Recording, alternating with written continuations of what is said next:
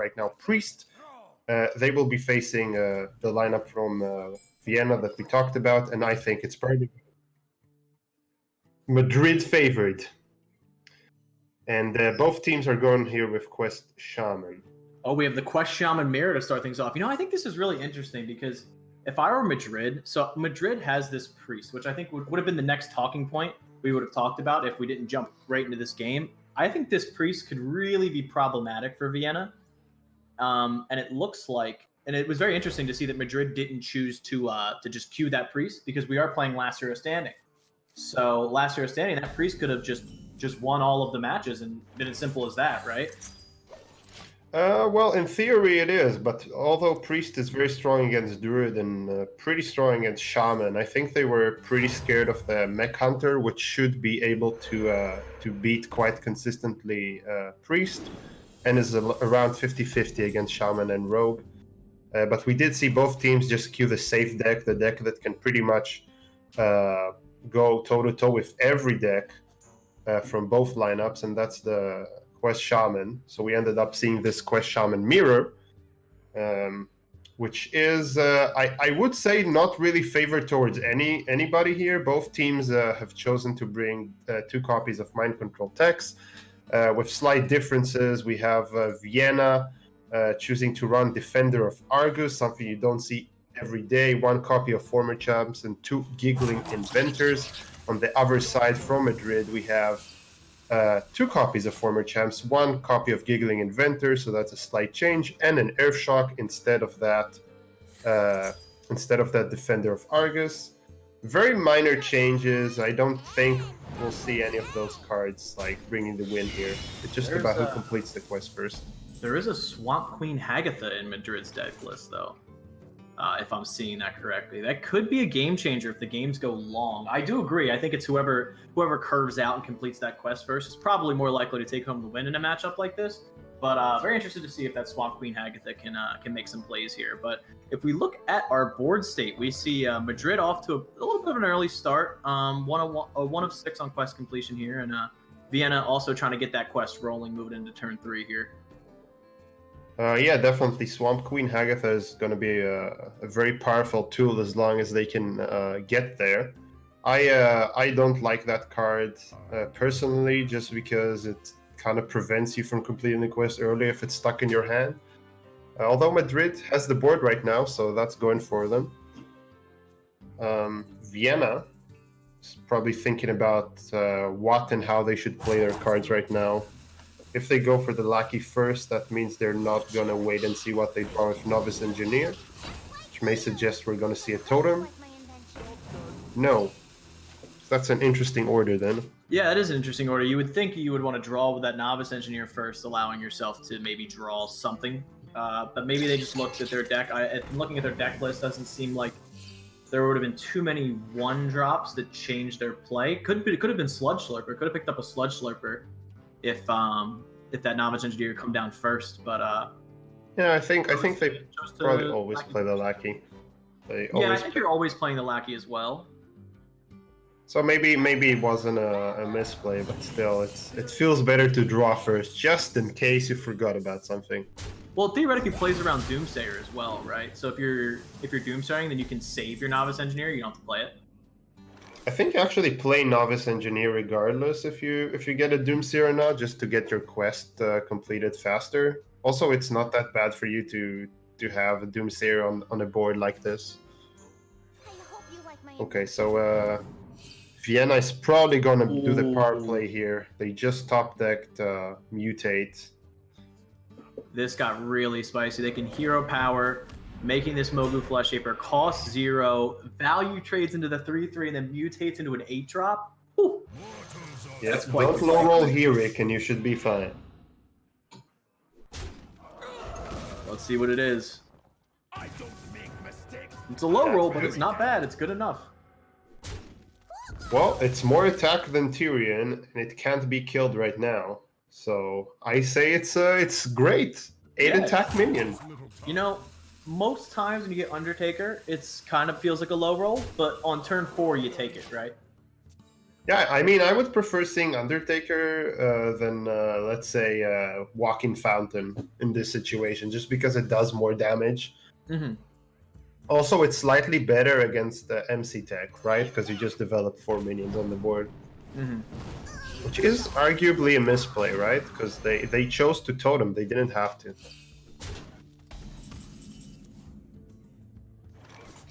I mean, Life Drinker here kind of fills out the curve kind of nicely. So what do you? I think Bog Sloshering, the Novice Engineer, drawing another card probably isn't too bad.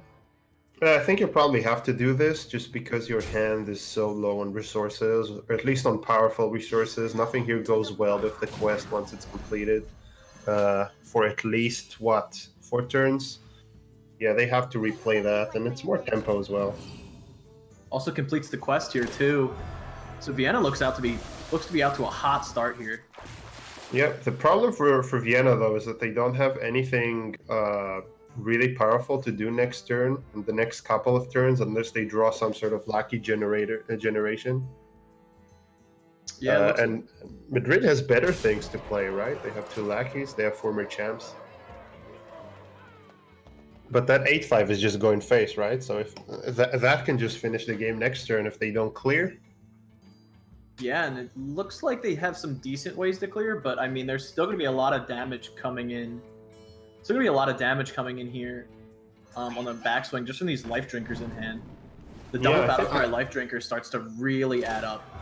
Exactly. I think Vienna's plan is just face right now, especially with this bizarre hand. Madrid just trying to fish for some answers here with the double hero power, the double battle cry spell lackey here. Picks up a mutate.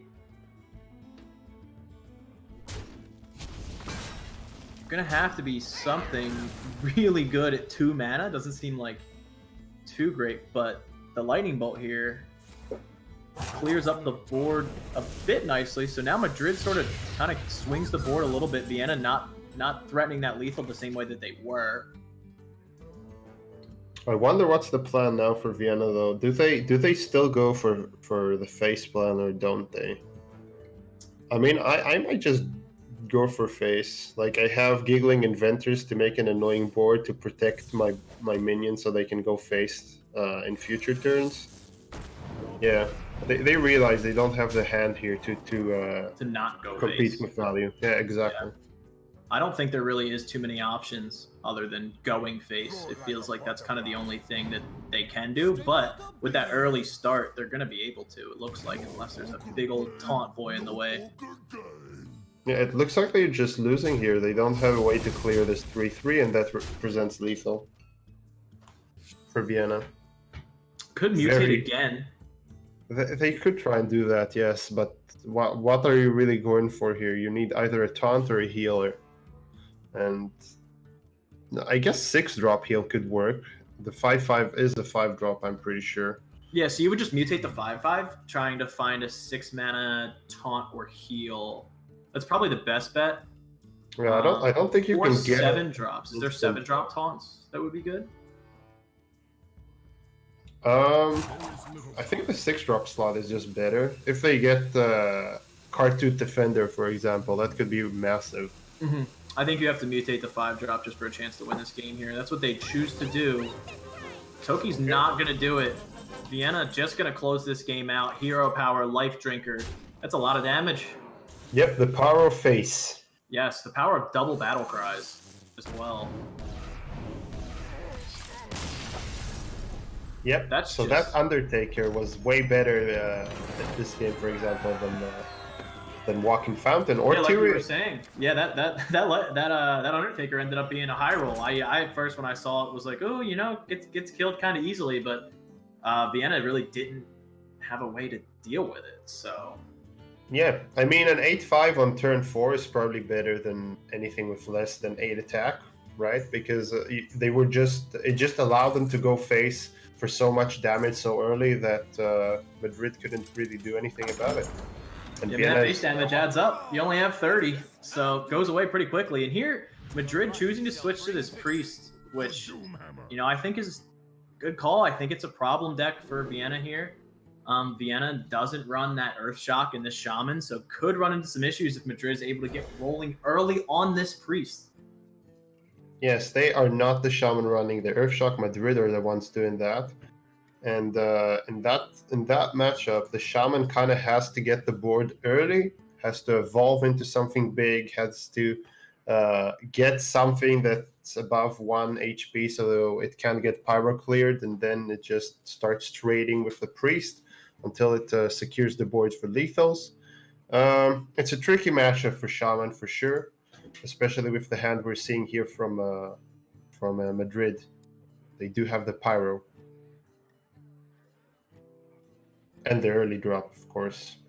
And Priest is one of those decks where, with a skilled pilot, the win rate just flies through the roof, right? This combo Priest, when it first came out, kind of difficult to pilot. Definitely takes some games under your belt to master the in and outs of this deck, but sometimes it also just draws some god to your hands where it's almost unbeatable. So we'll see if Madrid can pilot this deck well. I think representing your nation, right? Your country here. Definitely, yeah. Your definitely city. Definitely some skilled players, right? Yep. And look at Madrid's like mulligan of dominance. I don't know how to describe that. They chose to mulligan away. They chose to mulligan away Wild Pyromancer just because they've seen they have 2 Psychopomps to rest this 2/6 taunt. And pretty much they said to themselves, okay, let's get something that works better with this. We won't be needing to clear the board. All we need to do now is just place Psychopomp. Oh! That's a game changer. Wow. That's a game changer, probably for Madrid's benefit, right? Yeah, I mean, I don't even know.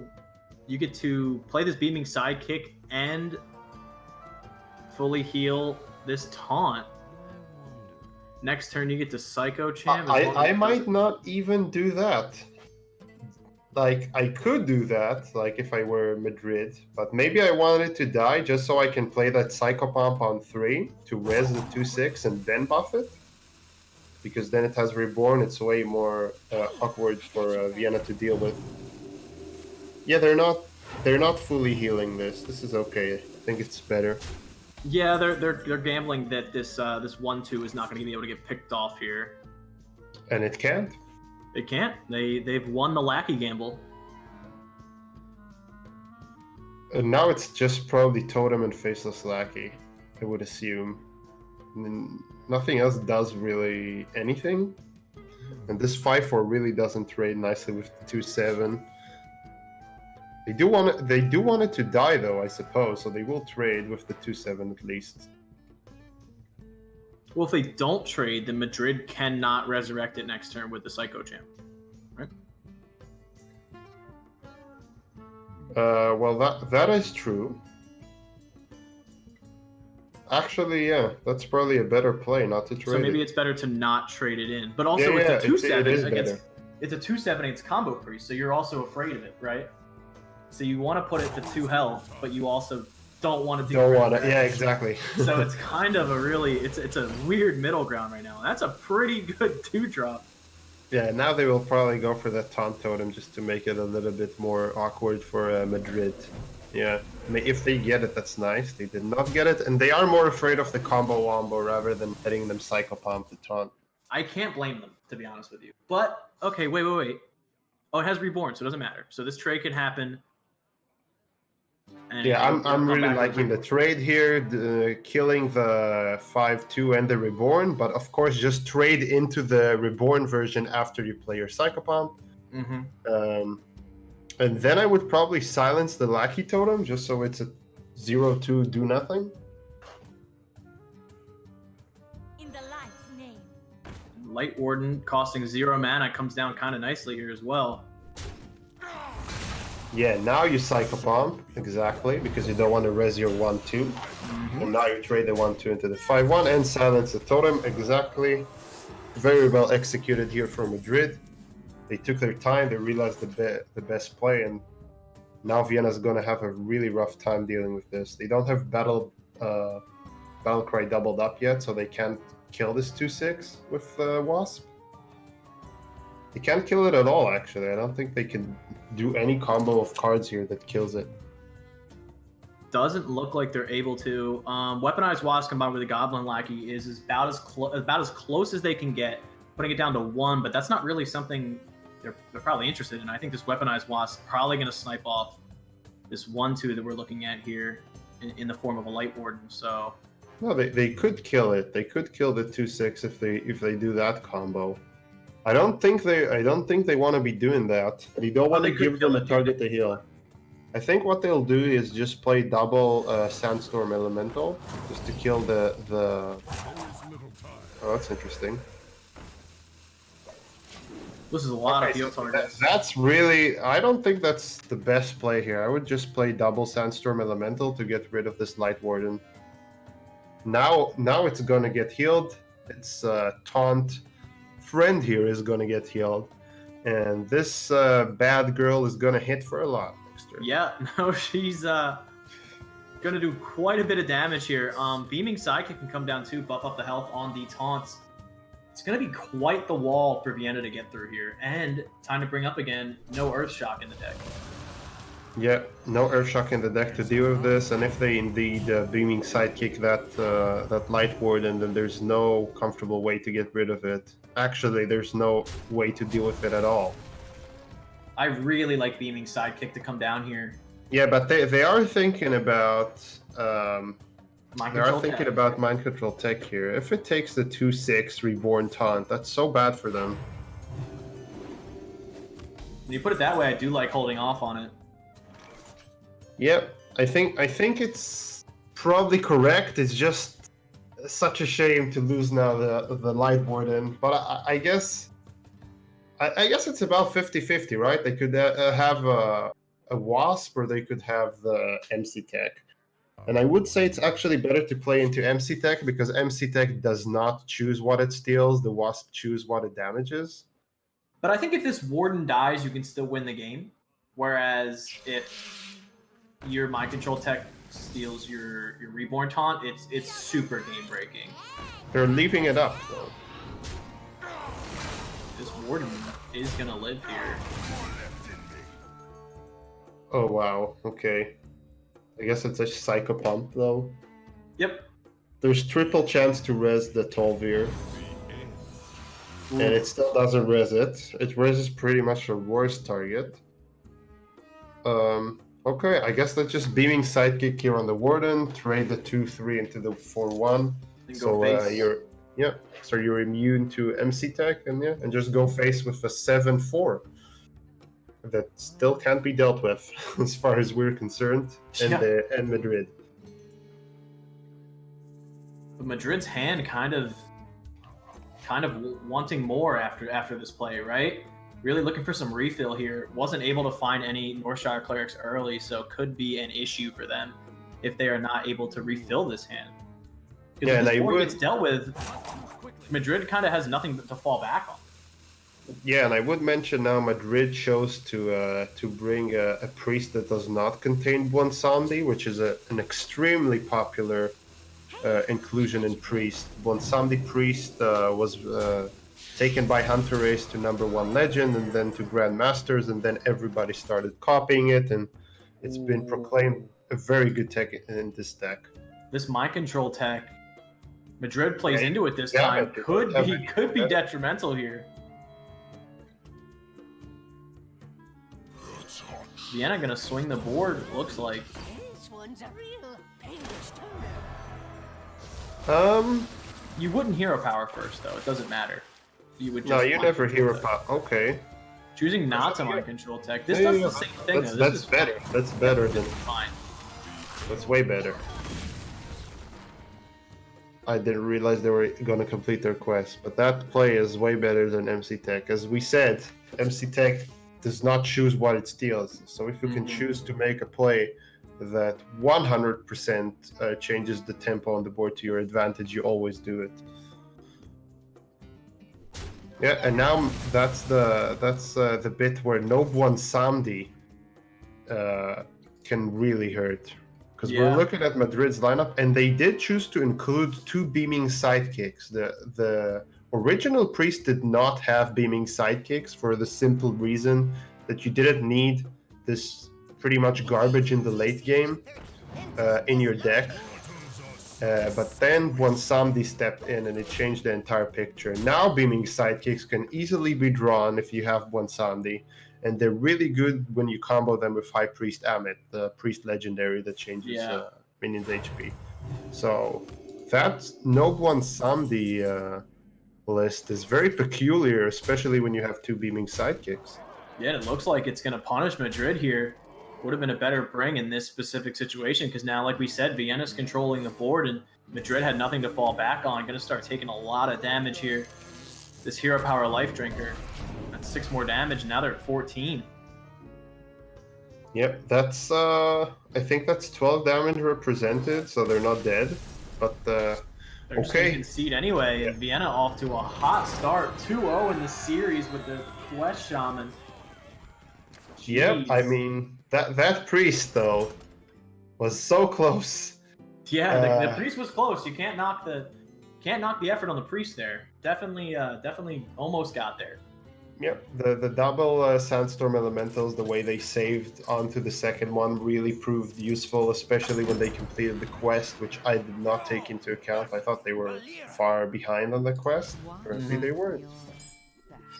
For Doomhammer.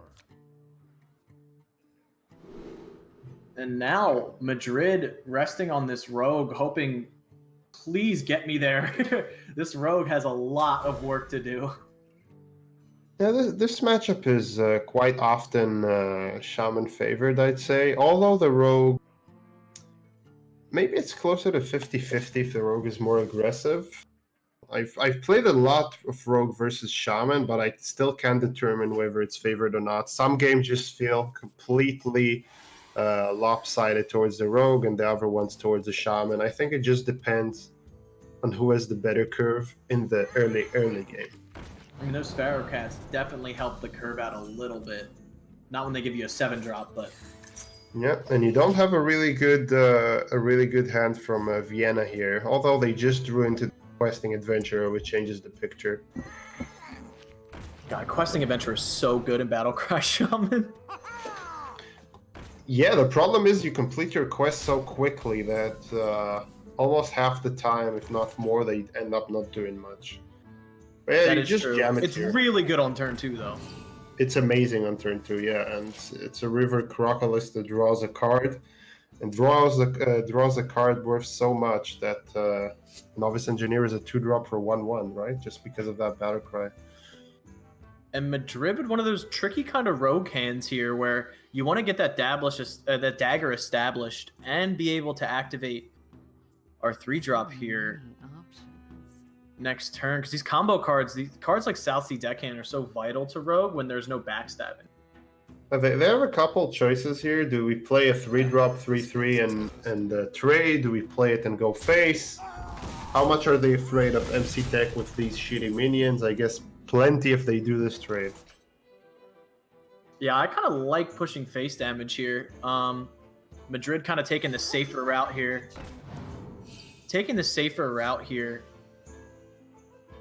They will evolve it, I suppose. Like a 3-drop is way better than a 1/1 90% of the time, if not more.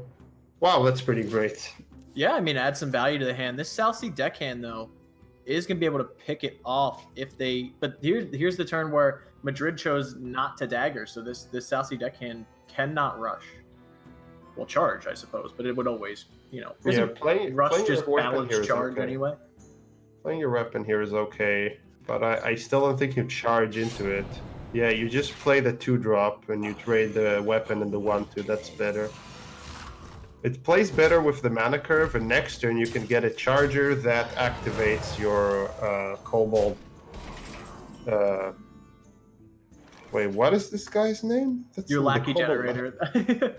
Your lackey generator. Yeah. Your lackey machine. Evil miscreant. Miscreant, yeah. Evil. Can you believe that? It was the most obscene card in the meta for the past, couple of months, and all of a sudden the expansion came and Rogue took the backseat. I mean, I don't know. Evil Miscreant's still a really powerful card, right? Even it's one of those cards that got nerfed, and we just all kept putting it in the deck anyway, right? Blizzard was like, "We're nerfing it," and we were like, "Okay, we're still putting it in every single road deck we ever play."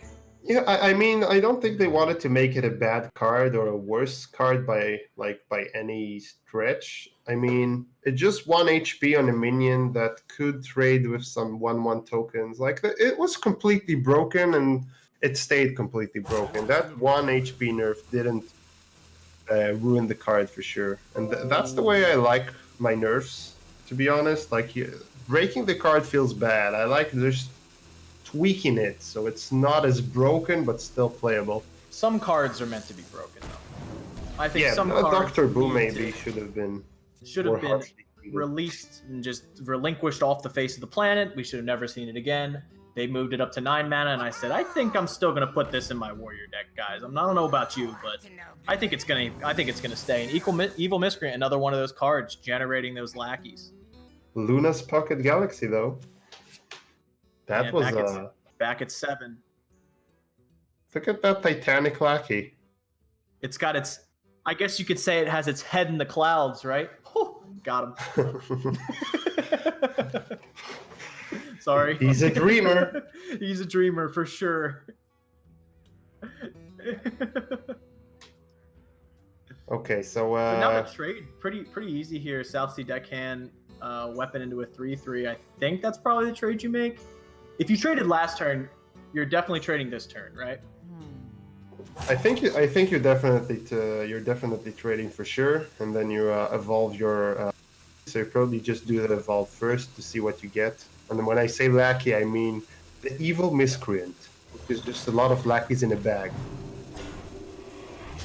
They choose to do this. I'm not sure I like it. Like, it's not very good against double Sandstorm Elemental. It's not amazing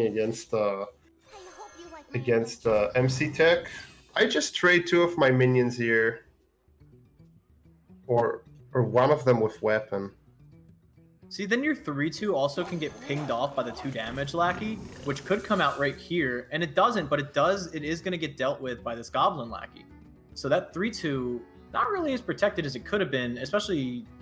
I mean, next turn, I don't you get like to this trade. value trading. I just like having a very awkward board for the Shaman to deal with, because it could easily pick up 2 HP and with this hand size almost every time. So I'm not a fan of that play. I don't think it's gonna lose them the game or anything, but it's just not necessary. You use your weapon and a 2-attack minion, then you evolve your Miscreant into something probably a lot more powerful. And then it's way more awkward for Vienna to deal with the board. Well, this turn got really good for Madrid. And that's a problematic card for Vienna as well to get through. Yeah, which could have been around last turn. Could have been around last turn. Yeah, you are not wrong. Madrid just going to clean up the board with the dagger, looks like. Could also value trade down, but...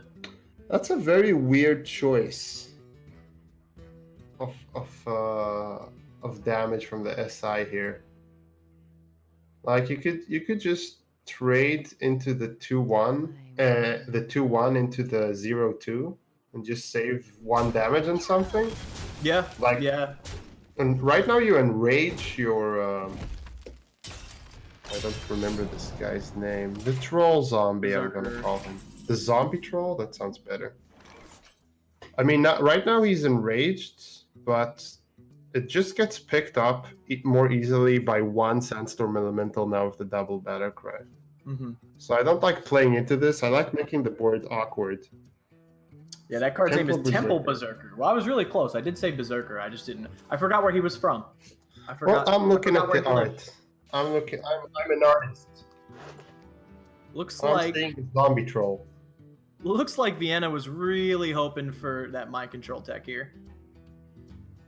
I think they were really hoping for Sandstorm Element. Like, that's pretty much what they wanted. They're not even doubling up the Battle Cry, which is interesting. I'm not sure you So can they- afford to. Well, what are you doing now then? You're playing Defender of Defender of Argus. Argus?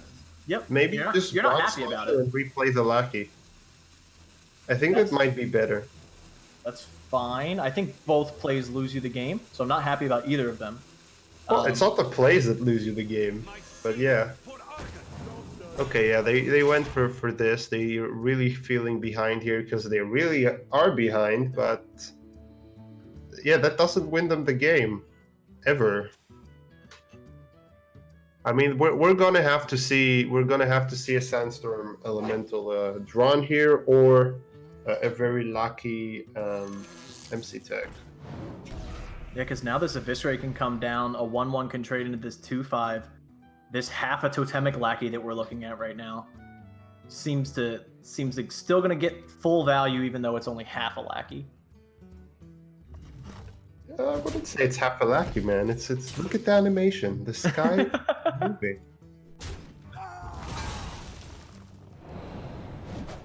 It's just a beautiful day. I think it's just the In Lackey Uldum land. sky. It's just the upper part of the image that's not contained within the circle. Like if you went for the full art of this Titanic Lackey, you'd probably see the Uldum sky. So that was also probably animated. Yeah, I'm not sure what we're looking at there. Probably We're the look- sky. We're looking at Giggling Inventor though from Vienna, that's for sure. Like they're still hanging in there, but not really. This is not one of the boards that you're excited to play a Giggling Inventor in. That might just be lethal though. So we have 2/1/1s trading, and then we have a 2/4 trading and a 3/3. That leaves us with a 3 damage, 4 that's lethal. They just equip the pick here, and that's lethal damage every time. And we have a 2/1 from Vienna. They can't queue their shaman anymore, and Madrid will have to stay on their road. Which means we all know what that means, right? Means that things are looking a little bit better for Madrid, right? Yep, it means Vienna are going to go to their Druid. That's the first thing, because it's massively favored against Rogue. I would be very surprised to see them going for their Mech Paladin here, so I'm not even going to talk about that. Mech Paladin doesn't. The LTK Paladin was banned, so they have the Druid, the Quest Druid, or the Mech Paladin to queue into this. The Mech Hunter, per se. The Mech Hunter is about 50-50. It's about 50-50 with Rogue. I think when the Rogue is...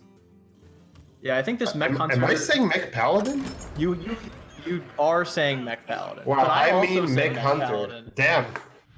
It's been a rough day for Falular, but it's okay. It's been sucked into World of Warcraft Classic. Don't blame It me. happens to the best of us. It happens to the best of us. Trust me. Don't get me started on it. Don't get me started on it, Falular. Just trying to so you focus up on guys Hearthstone. realize that I've meant Mech Paladin this whole time. Their Paladin is not even Mech Paladin. It's OTK Paladin. So when I said Mech, it's obviously referring to Mech Hunter. Either way, Falular, you were correct. Vienna choosing to queue up this Druid. The favorable matchup, which I think is very important to queue up here in a last So you always keep standing format. Innovate. Always keep Oasis. And ditch the Hidden Oasis. I'm okay with ditching Hidden Oasis. They choose not to keep Oasis Surger, though. Nourish is not that good against Rogue, to be honest. I think you always, especially with Coin and Innervate, you always keep your Oasis Surger, because you're gonna complete the quest on turn 4, and then you can coin the Oasis Surger on turn 5 once the quest is completed. Vienna has chosen not to do this for whatever reason. I think this is might be. I'm not 100% sure that that's what's going on, but that might be a slight misunderstanding of the matchup. Pretty much, if you're Druid and you have the quest, you always keep Oasis Surger, especially when you have 2 coins. Yeah, I can't disagree, because Oasis Surger would be a really big way to swing the mid game, which is what this Druid is really planning to do. Definitely wants to ramp up here and get this quest done as quickly as possible, and then use those Oasis Searchers to swing that mid game back in their favor, because, you know, for all intents and purposes, they're going to be behind on board when this quest is complete. So they're going to need a way to take that board back if you're Vienna here, and that Starfall is one way to do it, but doesn't swing the board back in their favor. It just kind of clears the board to an even state. Yeah, I think Madrid has to think about a way to get a big Edwin here early, so they just overwhelm Vienna. Question is, how do you do this? How do you discount the pirate and play that Edwin as soon as possible? I guess first you just play the Hench Clown on the 3, because that's a no-brainer. Mm-hmm. Yeah, if they really want to draw something, they really don't want to combo that weapon with a weapon upgrade. Crystal Merchant, you're gonna double Crystal Merchant, getting a lot of value here for Vienna. And Madrid gonna have to, like you said, I think needs to find a way to create a really big Edwin here, but what is the best way to do that? I think they're actually doing it. I think they're upgrading. Oh my god, upgrading the weapon is just so bad. Yeah, It's you so deadly awkward. poison. So the play here would be, I think, yes, 4 mana. You don't have enough to upgrade the weapon and play this for free, do you? You do. You can play the weapon without comboing it and then upgrading it, which is kind of stupid. I mean, I think you just do it though. I think you upgrade the weapon, this one, trade it in, trade the 1/2. Yep, you trade your 5/5, and then equip the weapon. And The question is, does this 5/5 ever go face to push even more damage? I don't think you're gonna race them with this hand, so no. If you're not I racing, mean- you're not winning though, correct? Well, I think their game plan is just trying to get this Edwin, like, somehow become big. They can't do that anymore because they just play their 0 cost combo. So they are going for tempo right now.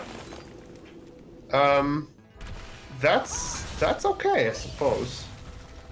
I mean, they're still next gonna turn- get that henchman picked up, right? Next turn, this game gets blown wide open if you're Vienna here. So it's interesting to see how big of a board. Probably game over next turn. Like next turn, you're gonna have Oasis Surger, a shit ton of board clears, 2 hidden Oasis to heal. Yeah, that's and double create a taunt? double Starfall, double Hidden Oasis, and Oasis Surger really swings the board in your favor and kind of locks out the rest of this game. Madrid just has to build as big of a board as possible. And I think last turn could have been the turn to get an Edwin pumped up here.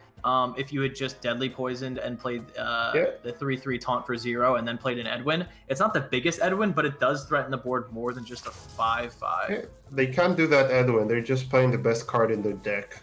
Yep. And they're getting rewarded for it, I think. Yeah, that's gonna secure that 6/6 on the board for next turn as well. Unless you wanna play Starfall, in that case that really doesn't keep it. Wow. Madrid But- with a great play there. Kind of saves this game, right? It doesn't save this game necessarily, or does it? Well, They play Oasis Surger Zephyrus comes next down turn. here. What can Zephyrus give them? Why would they play Oasis Surger? Just to have some more tempo on board? It does the I same guess thing it's as better. Starfall, right? It's better than Starfall because you get to keep a 5/2. Yep. Yeah, this is much better than Starfall, but what can Madrid do here? They have 10 damage, right? Is there a Leroy in hand? There is a Leroy in hand for Madrid, so there's 10 damage. Can Zephyrus find anything? The Zephyrs can't find anything that kills them this turn. And next turn we're going to see Hidden Oasis. So I don't know if Madrid has enough gas. Like the sap gonna is be really nice for the close. taunt. It's going to be really close. I'm very interested to see the way Madrid plays this one out. I think any damage that they have has to ship face, right? There's no way that they win this game trading anything off. They might play an SI on the 5/2.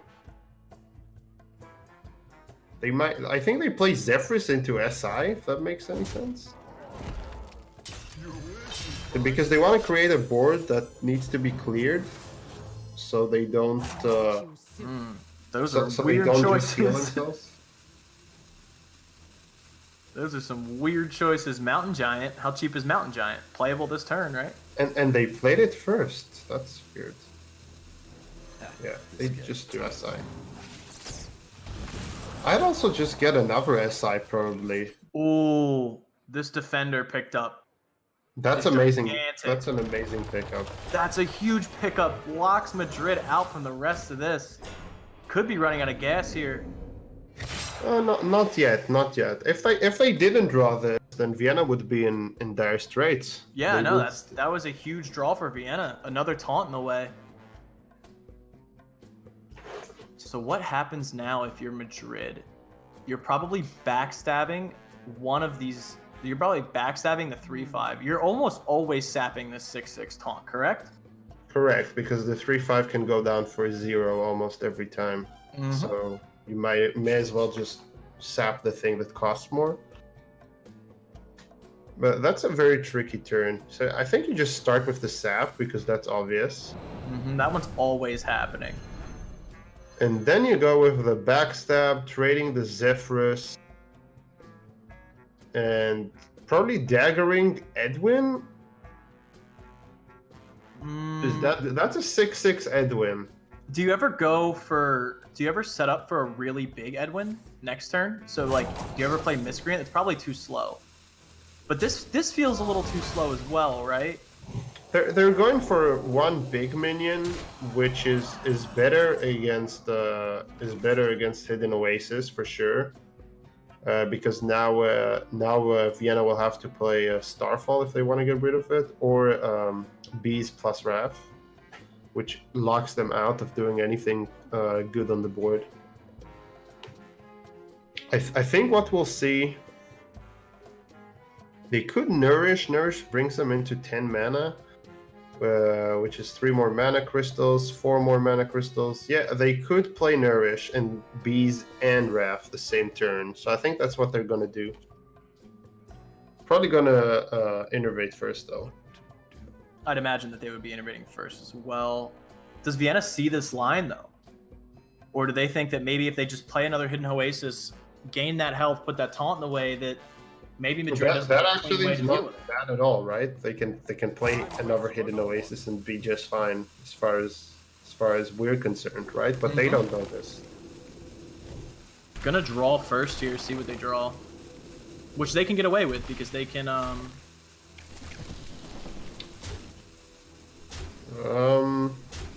Okay. I mean, Cloud kind of helps that turn happen a little bit, correct? I think that kind of means they missed the Nourish here. Right? Yeah, no, I think they missed the Nurse as well.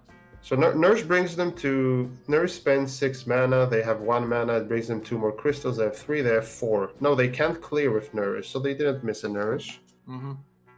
It doesn't bring them to 11, it brings them to 10. Yeah, I guess that was okay. Yeah, and then the Hidden Oasis next turn, because now you have these minions to fight for board as well, right? So you have these 2 minions on board to fight for board, and then the Hidden Oasis can defend those minions and supply that extra health to really lock out this game. And you have to remember, on the flip side, Madrid's just taking fatigue damage every turn at this point now. The cards that are in their hands are the last cards they have to fight with. And this Leroy, what is this Leroy gonna do? I Leroy guess Dagger. face. Well, that's basically saying if you have Hidden Oasis, you win, right? Yes, that's what it means. That's basically my greetings. Showing dominance. And probably taking it 3-1. But let's not call it too soon. Maybe Evil Miscreant will do some evil things, I guess. Could possibly. Basically has to be Spell Lackey into... Oh boy, I don't even know. Double Spell Lackey. It's kind of fun. Toggle Scheme beats Fatigue. It doesn't win the game though, right? I guess It does not win the game. You're not dead next Betrayal time if you could do be this, though. nice, but not with this board. They just provided them with 2/1/1s, right? That make Betrayal much worse. Yeah, that's that's it. They won't survive till next turn to see any of those cards played. But you could have not played the second Spell Lackey, shuffled in a minion this turn, and technically not been dead, right? On board. On board, technically, yes. Yes, they could have That was done probably the play. You probably make the play that makes you not dead on board. Yeah, you probably shuffle a card here rather than going for the second lackey, but I mean, it's such a long shot that they actually live anyway. Yeah. Maybe they wanted to find something to play next turn. I don't know. Backstab this turn. There's nothing they could have gotten. Yeah, I mean that I mean we're talking micro differences to your win rate there, right? If you shuffle in a card, don't take the shuffling is definitely assuming better. you're not dead. It's definitely marginally better. So it's not a vampant misplay or anything. I think it's keeps just kind you of alive in theory. The overplay means you theory. concede, right? So maybe they just theory. concede anyway. Well, yeah, looks like Vienna able to take this one home over Madrid in a 3-1 victory. So how'd that series turn out in your eyes, Falular? Did it turn out the way you anticipated it coming in? Or I know I thought that the Priest was going to be a big problem piece for Vienna, but they were able to take it home anyway. So yeah, how do you think that went? I think Madrid was were favored, but yeah, that Quest Shaman beating the Priest, tough matchup, doing it just barely, right? Everything just lined up perfectly for that Sandstorm to clear. No one Samdi in Priest, and you can't come back if you lose the board. So I think that's the major match that actually changed everything for Vienna and Madrid here, and giving Vienna the win. Well, I mean, it was a great first round of casting with you today, and we have another round coming up soon. So stay tuned, guys. I think we're going to take a quick break, if I remember correctly. But yeah, so we're going to take a quick break. Make sure you stay tuned. We have another round of action coming up for you guys. All right? Yeah, and Falular, who do we have up next in this next round of matchups here? Yeah, we have Lisbon playing against Helsinki. It's going to be a very exciting match from what I'm seeing here, but we'll save it for the next analyst. Yes, we'll save it for the next round. Stay tuned, guys. Thanks for coming in.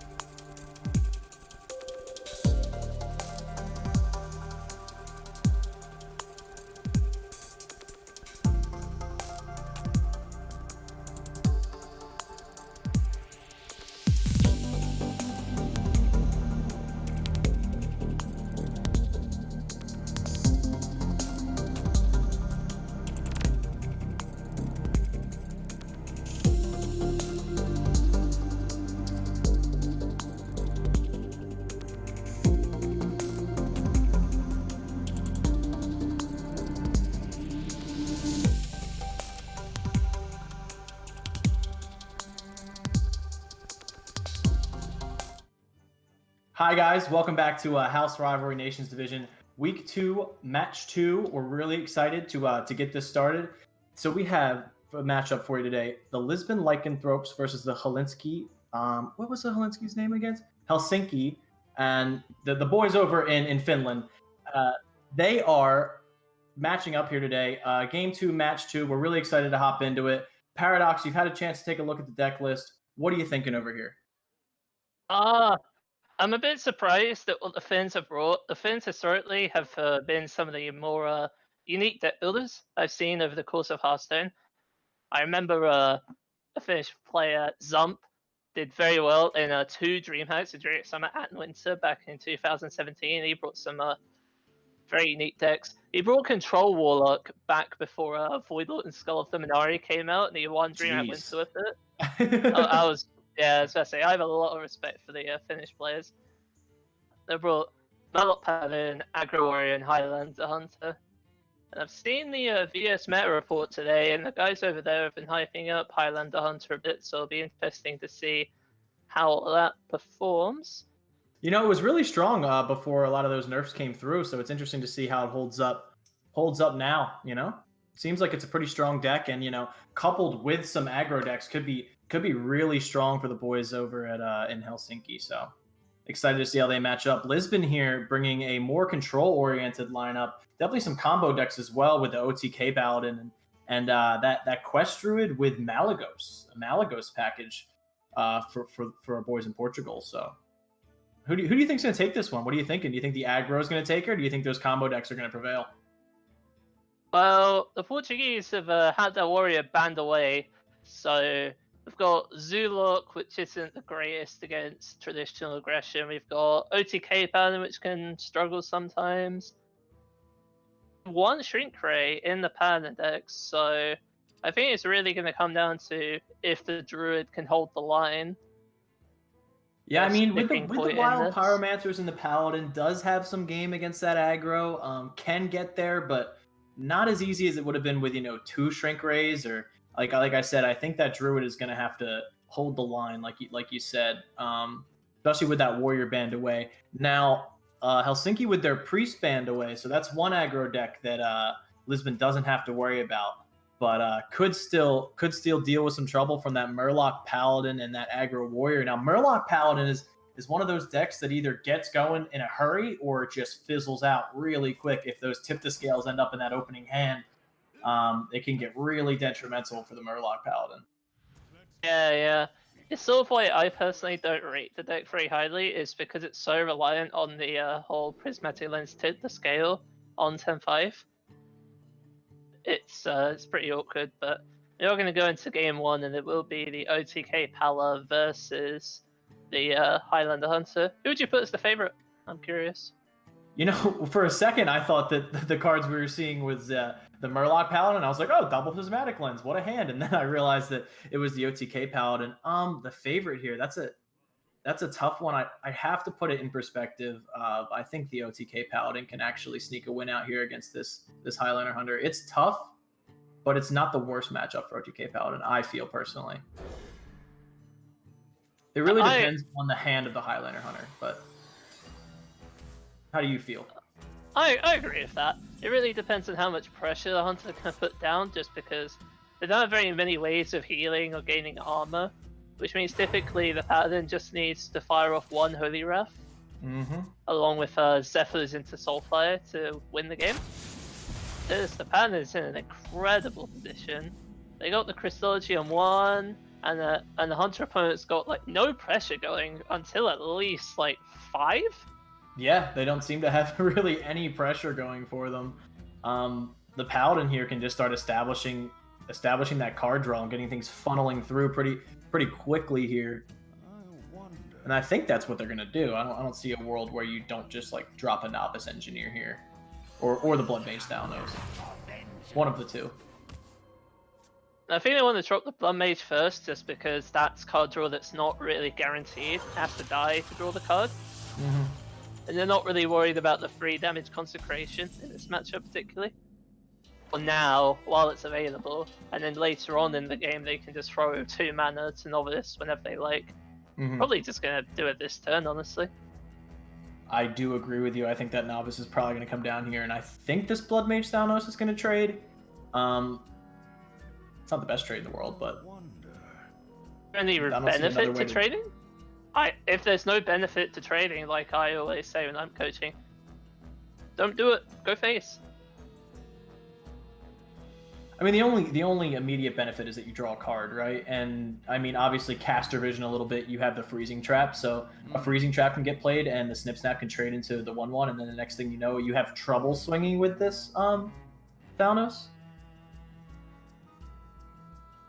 If plopping down Founders for 4 mana later on in the game isn't exactly that difficult, and honestly, if your opponent is playing a freezing trap on 3 and then trading, You're kind of happy about it anyway. like, as the paladin, yeah, you're very happy with that outcome. Yeah. Well, I think with Hammer of Wrath, now you definitely go face, because you have a really good way to clean off the Snip Snap next turn and trade the Thalnos into it. So I think with the Hammer of Wrath draw, your play gets even easier. If you weren't already going to go face, which I think you can get away with, now you're definitely going to want to. They were considering using the Archer there just to try to push the extra damage, possibly onto the Snip Snap, possibly onto the face. Decide against it. So you've got Shrink Ray for the 1 damage kill, and anything big later on, no reason to plop down the extra 1/1 and play into Unleash or anything like that right at this moment. Yeah, I like holding on to the Archer. I remember when Archer first snuck its way into these decks, and I was like, what is Elven Archer doing here? But it turns out, you know, it's exactly that 1 damage you need to get the OTK from 30, so makes a lot of sense in this lineup. Funnily enough, the original reason why Elven Archer was put into this deck was to beat Warrior.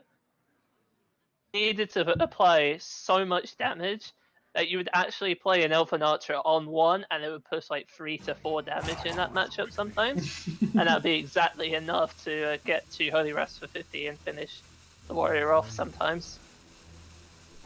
It's just strange, man. You never know when Hearthstone has a sneaky way of putting decks or putting cards that you haven't seen in years back into the meta, and you're just like, where did that even come from? And here's that freezing trap that I was talking about. Helsinki deciding to play it here. Interesting to see if this links trades, and it doesn't. Kind of telegraphing what that secret is, right? Yes. Though at the same time, the Finns know that there's not really an easy way for this freezing trap to get punished, since OTK Paladin typically doesn't play too many things with Rush. If the Crystology only draws the 1, because they already drew the Crystal Swift Kangor and the Archer earlier in the game, though it would be much better to draw the Crystology now than on like turn 12 or something. So Finally going to get to magnetize this Ziliax and push some face damage here. Is it even good enough? Well, now they can plop the Novice into the freezing trap, and then they draw another card later on. The only issue is there's no real easy way to deal with this. I guess you could go listen to freezing trap, and then you go Hammer of Wrath. Like you trade the Archer, and then you go Hammer of Wrath for 4, and then you like coin and trade Founders maybe. Boost over and take 5 if you can avoid it. It does put the weapon down though, I suppose. Did you say that you were coining and trading Thalnos? Oh, you have 9 cards. Yeah, because you would be at 10 cards in hand. Okay, yeah. And if you do coin, you at least get the hero power. Not that it's worth much, but Decides to bounce the Elven Archer instead. I suppose valuing that 1 damage more than that extra card, I think they feel like they've been able to cycle fairly well. They're just gonna go for the Hammer of Wrath here, and then take that easy trade of the Founders, obviously using the coin like I said earlier. That 2-drop getting picked up, but probably not something you want to play just yet. This Kangor contesting the board a little better, I think. Kind of a nuisance to get rid of without giving the Paladin full health. Like, we do see the Deadly Shot in the Finn's hand, but that's still costing them half of their mana. And It's boy, not you something do they not really want a want to Deadly do. Shot at 2-drop, do you? But at the same time, OTK Paladin doesn't really play many minions you want the Deadly Shot in general. Maybe Kangor is the best thing you can use it on. It's possible, but you have to think, does Helsinki think that way, though? And they do. That looks like they're going to play this deadly shot here, and I'm interested to see if this Ziliax comes down from Lisbon next turn to kind of maybe punish this in a way. Maybe not really a punish though. It's fine. When you think about it, like the deadly shot is technically dealing 4 damage because it's stopping a 4 life being recovered. So sort of similar to a kill command, which was rolled off of the tracking. So sort of having a similar effect. It just doesn't feel as good. Yep. Damage. No, I like it in that sense. I do like the deadly shot there. It saves a lot of healing. It saves a lot of healing later too, because Lisbon now loses the opportunity to Kangor and Shrivala in one turn, healing up 14, right? So if it sort of makes Helsinki's damage a little more permanent throughout this matchup, because there's less healing in Lisbon's deck now that is dealt with. Yeah, and obviously there's also no Kangor Flash of Light as well, which was an option they could have had later on in the game. But I think the Pyro was a little bit more valuable for the Portuguese there. I'm not surprised I really they... I kind of like Pyro Flash of Light this turn. But maybe not. Maybe it doesn't clean up enough. I mean, it's not really about clearing the board, right? It's being efficient. Like, you could... Like, Equality is much worse now that it's 4 mana. Use Equality in the most efficient way for your mana as possible, which usually is with Pyromancer. Yeah. And you can always Flash a Light for 2 mana whenever you need to. Clear 2 1/1s feels kind of underwhelming, if I'm being honest. Yeah, I think the Pyromancer probably should get saved for something a little more beefy, if you will. Do you think we're going to see Zephyrs here? I'm doubtful. They're probably going to want to save... Oh no, they are going to go for it Coming down. So they're looking for an 8 drop. Probably, yeah, I'd imagine, yeah, Tyrion. Yeah, Tyrion. Tyrion is actually really... Tyrion is actually really good in this matchup because the OTK Paladin list has no way of destroying the Ashbringer. Ashbringer is 15 damage, which isn't bad. It just kind of conflicts with the bow that the hand. They can't really use both weapons in time. I think they're okay with dealing 15 damage as long as it's 15 damage is never a bad thing, right? Yeah. The only problem is that 15 also comes in small chunks over 3 turns. And obviously, Paladins can heal quite a lot over 3 turns. It's already an 8 mana to Tyrion, which is going to get hit by the Shrink Ray anyway. So it's not that much damage, because there's no way that the Finns can kill off their own Tyrion unless the Portuguese put a minion down for Tyrion to trade into. So what do you do here if you're Lisbon? Kind of in a clunky spot where you don't want to let this damage push, but you don't want to sacrifice a board clear yet. I think True Silver cleanup is fine. Gonna play that 3 mana Elven Archer. How do you feel about 3 mana Elven Archer, Paradox? When you're at 8 cards in hand and you want to cast both of your Prismatic Lens, I think it's fine. Yeah. Yeah, we do see Tyrion coming down now, and awkward turn. You want to... I'm not even sure you really want to Shrink Ray this, because it's only 1 minion and it's your only board clear in your hand. I could see them going for Prismatic Lens this turn instead. This is just awkward. Like, Tyrion is just such a big boy. Such a boy, for sure. You can go Prismatic Lens, trade the 1/1 in, and then Hammer of Wrath, and then swing in. God, I'm not happy about that. Yeah, I'm not popping Tyrion this turn if I can help it. He said it can clear Tyrion without using the True Silver, but they're still equipping the Ashbringer. Quality. Oh, this is awkward to say the least. Well, if you're not killing the Tyrion, it's pushing for 6. So all you're doing is delaying the inevitable if you don't kill the Tyrion, right? So it looks like they're just going to let's see. Yeah, just gonna plot down the 2 mana Pyro. See their hand out. I think the Portuguese have just accepted that they're playing on borrowed time at this point, and they're just trying to cycle through as much as possible before getting to that crucial Holy Wrath turn. I think they've just accepted that there's no way they can win the board for very much longer, given the way this game is going. Things are going. Yeah, I think you're correct. I think they're just like, all right, let's just cycle through as much as possible and hope that these timeouts come in at the right time, and maybe we can get there. Maybe. I mean, that's kind of one of the decisions you have to make with this deck is kind of just accept that sometimes it's not going to go the way you planned it. So now you have to kind of just hope you get there. Yeah. I actually really like this use of the bow right here, just acknowledging that Ashbringer is going to come down, so just trying to get as much damage through as possible. Like saying that Tiamat's just likely never going to actually connect, so might as well get the damage in while you can. No, I like this. And now Lisbon, both timeouts in hand. Prismatic Lens looking okay. I'm not exactly sure what spells they have left, but Double Consecration. Okay. Looking at a possible 4-mana Shrivala if you get lucky, right? Yeah.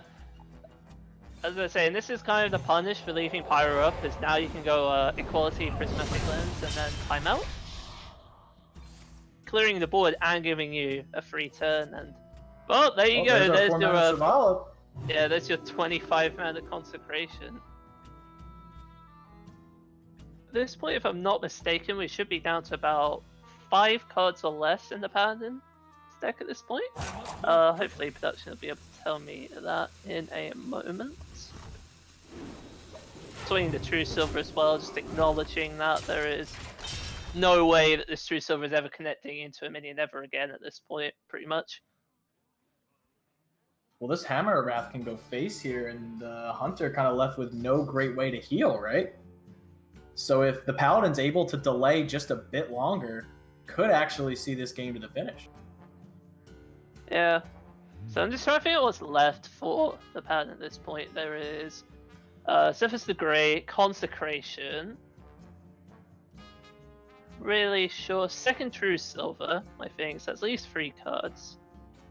I'm not really sure what else is left, because I'm just trying to work this out to see if it's possible that they can get lethal in 2 turns.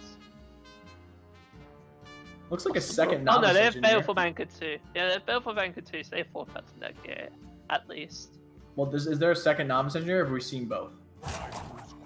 We have seen both because double Christology was used already. Oh, yep.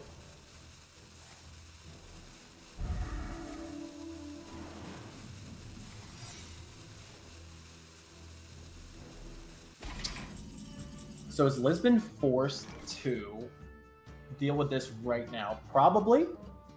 But how do they do so? Right? I mean, a 1-1 Yeah. with Wind Fury is definitely not threatening. Yeah, you It's can just got, flash be a light. wet. Flash a light and shrink ray, right? Yeah. They've just got to be a little bit wary of Rat Trap, because Rat Trap is definitely a possibility that the Finns have put down here, and you definitely don't want to be taking 6 from a giant rat, so... Definitely want to stay away from rats. Yes. So I'd imagine we're probably going to Shrink Ray right now. I'm not sure if there's a more efficient way of dealing with it. You could Hammer of Wrath and then Shivala and Banker, I guess? Oh wait. Just Hammer Wrath timeout? I'm not really a fan of this. I don't like this play. I think that this is a little bit premature. I definitely prefer using the, what's it called? Well, I was going to say, Lisbon what's here- it called? The Shrink Ray. Lisbon here, but guess. then now they have the Shrink Ray for next turn, right? So they can go next turn, they'll have the Shrink Ray, and should be in a position where they draw their second to last card, and then they Shrink Ray this turn, they're not dead. And then the next turn should be able to push lethal.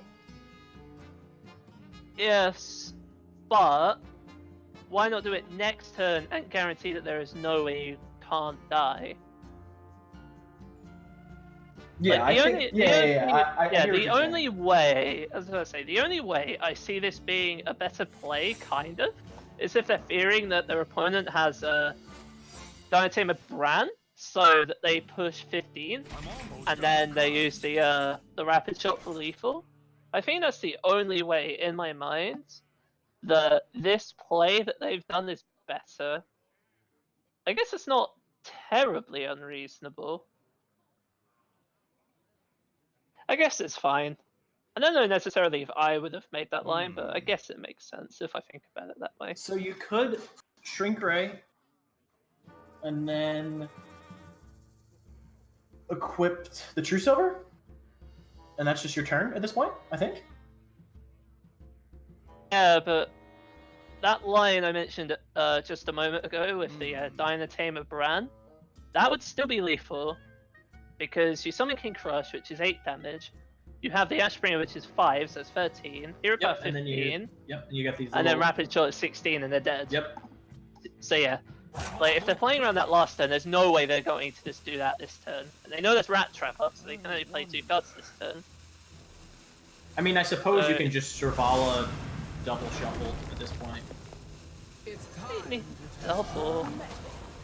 Oh, you can one shuffle, right? And then hope that you don't draw? I'm not exactly sure. Yeah. See, this is kind of why I don't like this line of play. Because if you're forced to make a line like this on the following turn, it makes no sense to not just take the risk on the previous turn and then guarantee that you have lethal. Yeah, so it looks like they've activated the Rat Trap as well, so it seems like they're going to be taking a big chunk of damage here. Yeah. Yeah, because now the problem is that they're basically playing towards the same risk as last turn, right? Time out anymore, and yeah, they're just dead. Yeah, they're just dead. Yep. Yeah, Lisbon gonna be able to, or Helsinki gonna be able to take game 1 here with the Highlander Hunter, and I think that's a pretty big win here to get it with the Highlander Hunter too, because I think, you know, they have a pretty aggro-oriented lineup, so the rest of those decks might have a better time taking it home. So that Highlander Hunter, we thought possibly could struggle in a lineup like this, but those aggro decks that are going to run up the rest of the lineup could really take it home. So it's going to be really interesting to see what they queue next. I'd venture to say it's probably going to be one of those, well, it's going to be an aggro deck. It's the only thing they have left. Are they going to queue the Murloc Paladin that, you know, kind of we talked about had a lot of variance to it? You've got it the wrong way around. Oh, yes, Portuguese correct. not playing aggro, yeah. Yep, correct. I mean, honestly, I think the Portuguese played it a little bit too scared at the end of that game. Like, I think they were playing around a very, like, a one-off in a one-off deck, which is usually not how you're supposed to go about the matchup. Now, obviously, there are players on that roster that are definitely more intelligent than I am, so I'm sure they weighed up the odds, but I just can't get that out of my head. But anyway, that doesn't matter. We're going on to the second game now, and they are going to be queuing up the Druid, the deck that I did fear the most for the Finns to overcome, and the Hunter is probably the deck that has the most reasonable chance of beating it, in my opinion.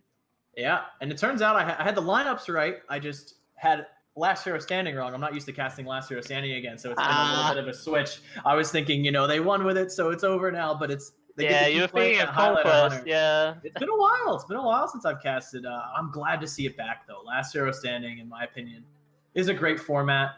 You know, some people have their opinions about it, but I'm glad to see it back, especially in a team setting. It's a great format to run, and these team tournaments are super fun too. So, just a great format all around, in my opinion. Yeah. So seeing typical Druid opener with the quest and then innovate, just so you're guaranteeing the quest on curve, and the Finns definitely have a much stronger start than last time. They have Zephyrs on 2, Ursatron on 3.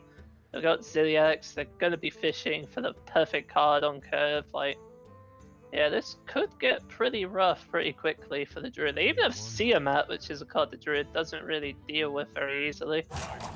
Yeah, it's just a matter of what Druid can kind of draw the next few turns as they finish their quest here.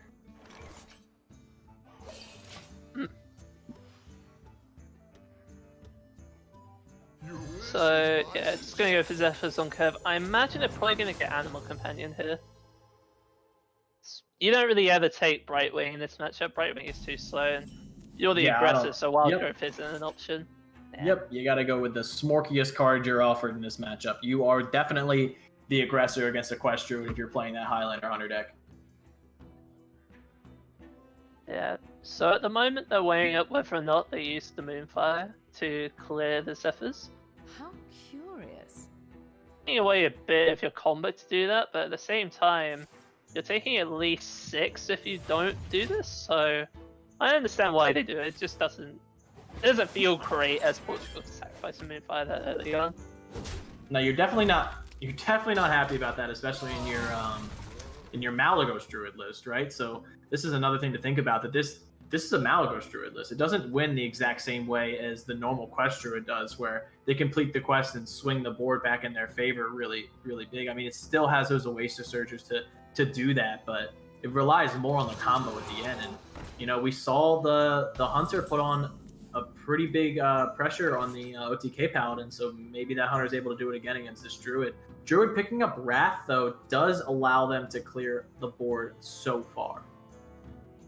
Yes, and it actually, like, when they complete their quest this turn, they also have Coin Nourish, How so they're curious. refilling their hand as well, which is very, very huge. They have double Nourish when they want it. Not in the same turn, but they have Nourish and then Nourish again to draw cards. And, you know, in a deck where you're very combo-oriented, that's huge. Having both of those Nourishes to refill your hand is pretty vital. Yeah. What's more vital in this curious. situation is Oasis Surger. You definitely want to get that card fairly soon. Yeah, and I have to imagine that Wrath's probably going to come down on this 3/3, clear things up, allow some time here Sands of time run to see low. what Lisbon decides to do. Yeah. I imagine they're probably going to use the Wrath hit, just because, like, again, you're taking at least 6, most likely, if you don't Wrath this creature. I guess, like, you can save it for one turn and use it if they nourish 2 mana, but at that point you might as well just use it now, honestly. And yeah, it looks like that's what they're going to do.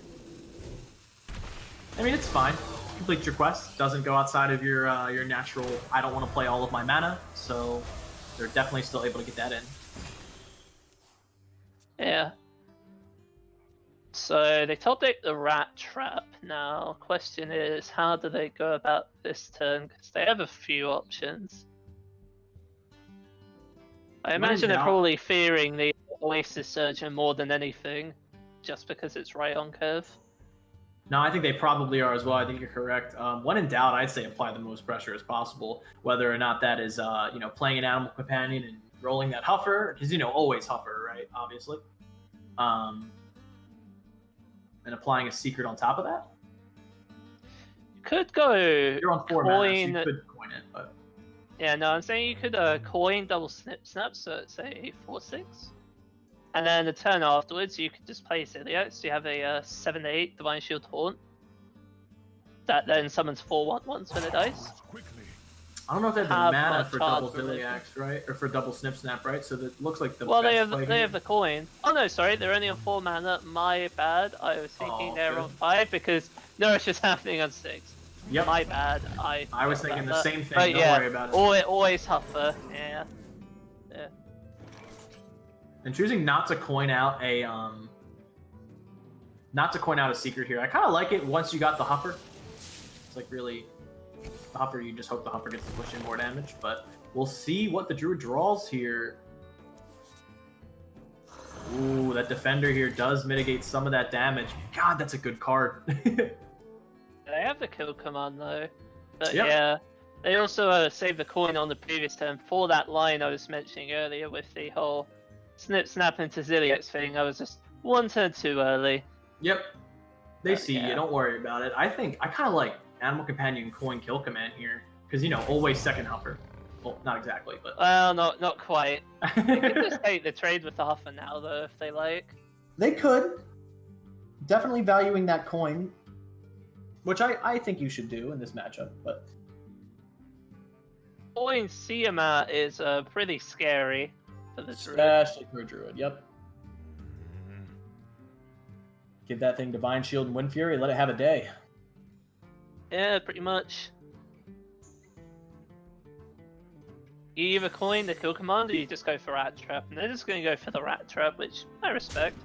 Just acknowledging the possibility of coin CM next turn as a viable option. Lisbon looks like they nourished right away here. They do have the Wrath, which will be a 4 and finish off the Leok, but they don't really have an answer for the Siamat. Like, their best answer now is Moonfire Starfall, which isn't great. Definitely not great. And they're just going to finish the turn with Worthy Expedition. They have the 1 mana anyway. No reason to hesitate. Decides not to, just so they have a better idea of what the Expedition is going to give them. Yeah, kind of like holding on to it there. And this looks like the snip snap turn that you were talking about. So you happen to be 2 turns too late, actually, but it's still pretty good. I think they're saving the CMA. I was gonna say, I said they were gonna snip snap twice on 6 mana, and they did. So They did. I wasn't wrong. No, you weren't wrong. I was just a little bit too hasty in my decision making, unfortunately. No, you were not wrong. Whether or not they go wide, I don't like going wide just because it makes you more vulnerable to Starfall and Swipe. And also because it makes Zilliax a little bit worse. Yeah, I like going. And it also makes Oasis Surge better as well. So yeah, like going tall is usually the best idea against Druid. Yeah, I think Helsinki ran the numbers there and decided to go tall as well. And that's the swipe right there.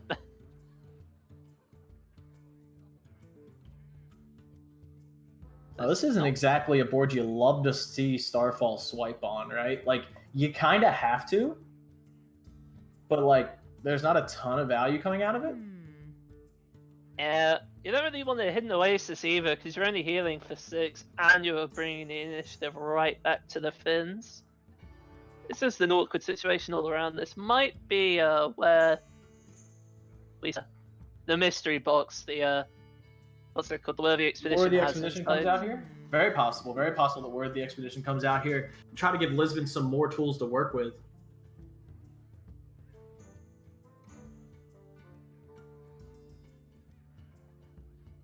Sands of time run low. Let's see. It's the Wardroom low. I imagine Oasis Surger is probably a little bit better. Yep, trade. You could even. How does this one work? Oh, you get to. Do you ever want to floop your Oasis Surger? Probably not. Probably not. No, just deciding to leave the 2 bodies on board, which is fine. So it's a little bit awkward here for the Finns, knowing that there's not really an easy way to deal with Oasis Surger. It might be that they just decide to use the Zilliax and trade, which doesn't feel great. I guess maybe you go Zilliax and then Pressure Plate. I guess that's fine.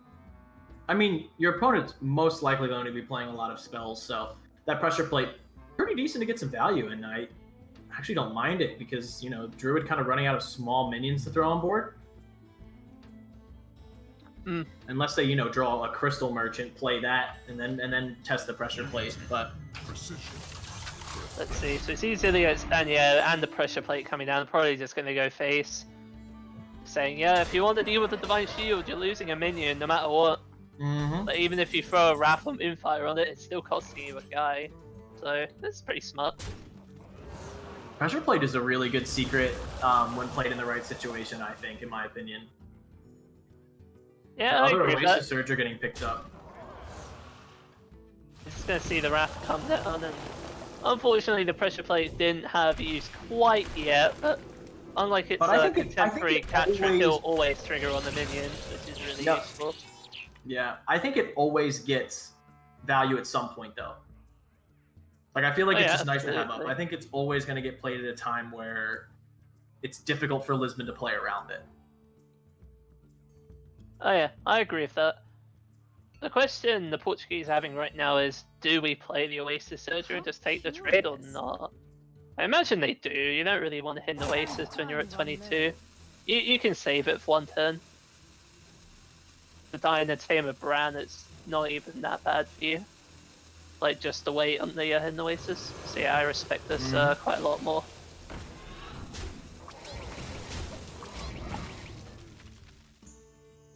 There's that brand that you were talking about. Yeah, I don't know if it's gonna come down though. I mean, you can go Bran and kill command, and that gets rid of one of these surges, but it's You not. definitely don't It's have not mana ideal. for that, right? That's 10 mana. They're at 8 That right that now. is 10 mana. Yeah. Until you start looking at the Druid screen, and they're at 10 mana. Yeah, yeah, right. You forget that the hunter is playing the real game of Hearthstone, where you get 1 mana a turn, and the druid's playing its own game. It's true. Which makes this turn pretty awkward, because you definitely don't want to die in the Tamer Bran if it's just going to have the King Crush die immediately. That's not ideal. Does clear up your board, though. They do have to deal with the Bran. And they have the secret up as well, so it kind of forces both of these Oasis Surgers to run into the King Crush. Though at the same time, that's not leaving you much after the King Crush dies. Wind Fury it's Rush. Gonna go Rush Wind Fury. Just gonna clear up the board. Yeah, I don't mind this.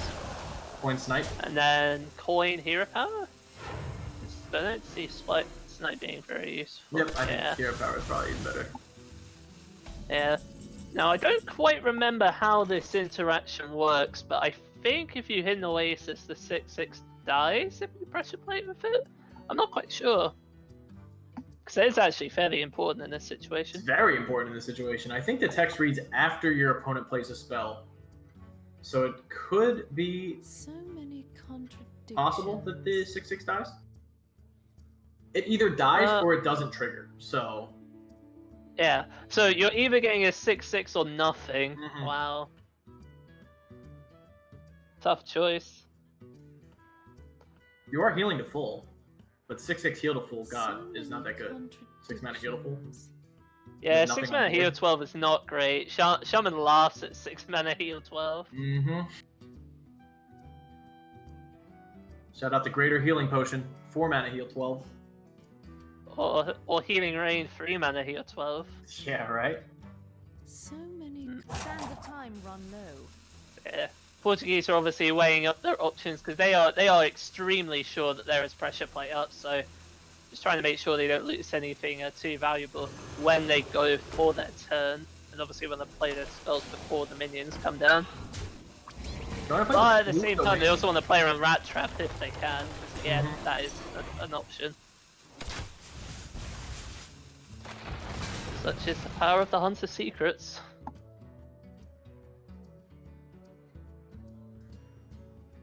So the pressure plate did kill the 6/6. Huh. Correct?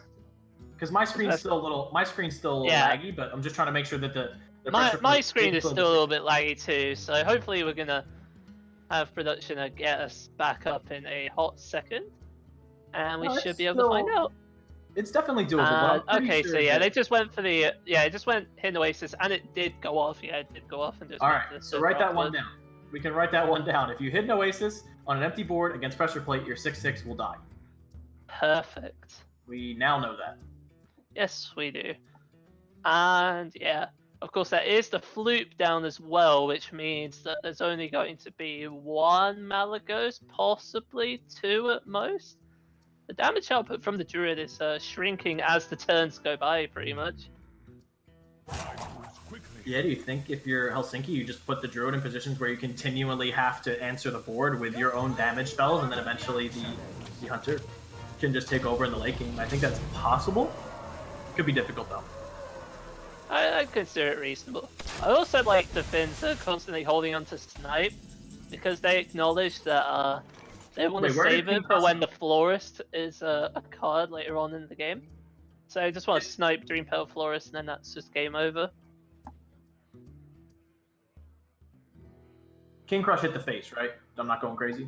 Yeah, it hit the face. I was like, yes, wow. Yes. I thought it maybe didn't trade at all. It was very strange. I forgot that the Druid healed up so much. Yeah, Hidden Oasis healed them back to full. Yeah. Yeah, I was about to say, King Crush goes face. Basically says it on the card. I don't know what its flavor text says. Don't remember that one. Do not know what the flavor text is, but probably going to look it up after the game. Yeah, that'd be an interesting thing to figure out. I imagine there's probably some kind of Jurassic Park reference. That's Or my just that's my raw. hot take. Sands of Could just be Time raw run. in all caps. How curious. That's boring. Right, The Hearthstone design team usually is very good flavor text, but I doubt they'd be that boring.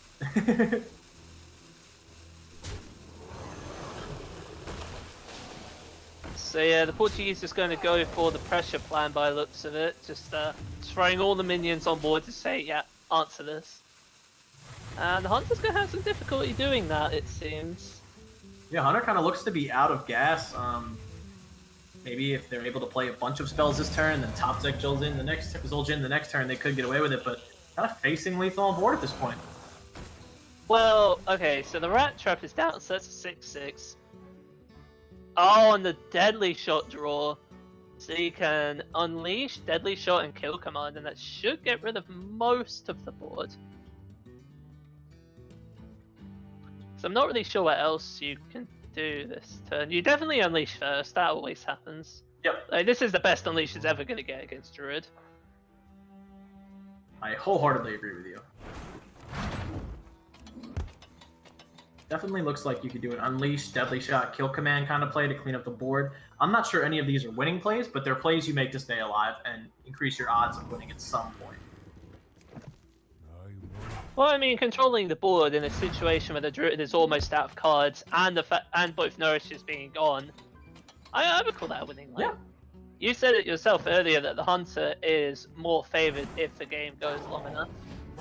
Well, now that the Druid has used a lot of spells, it's probably more favored, I believe.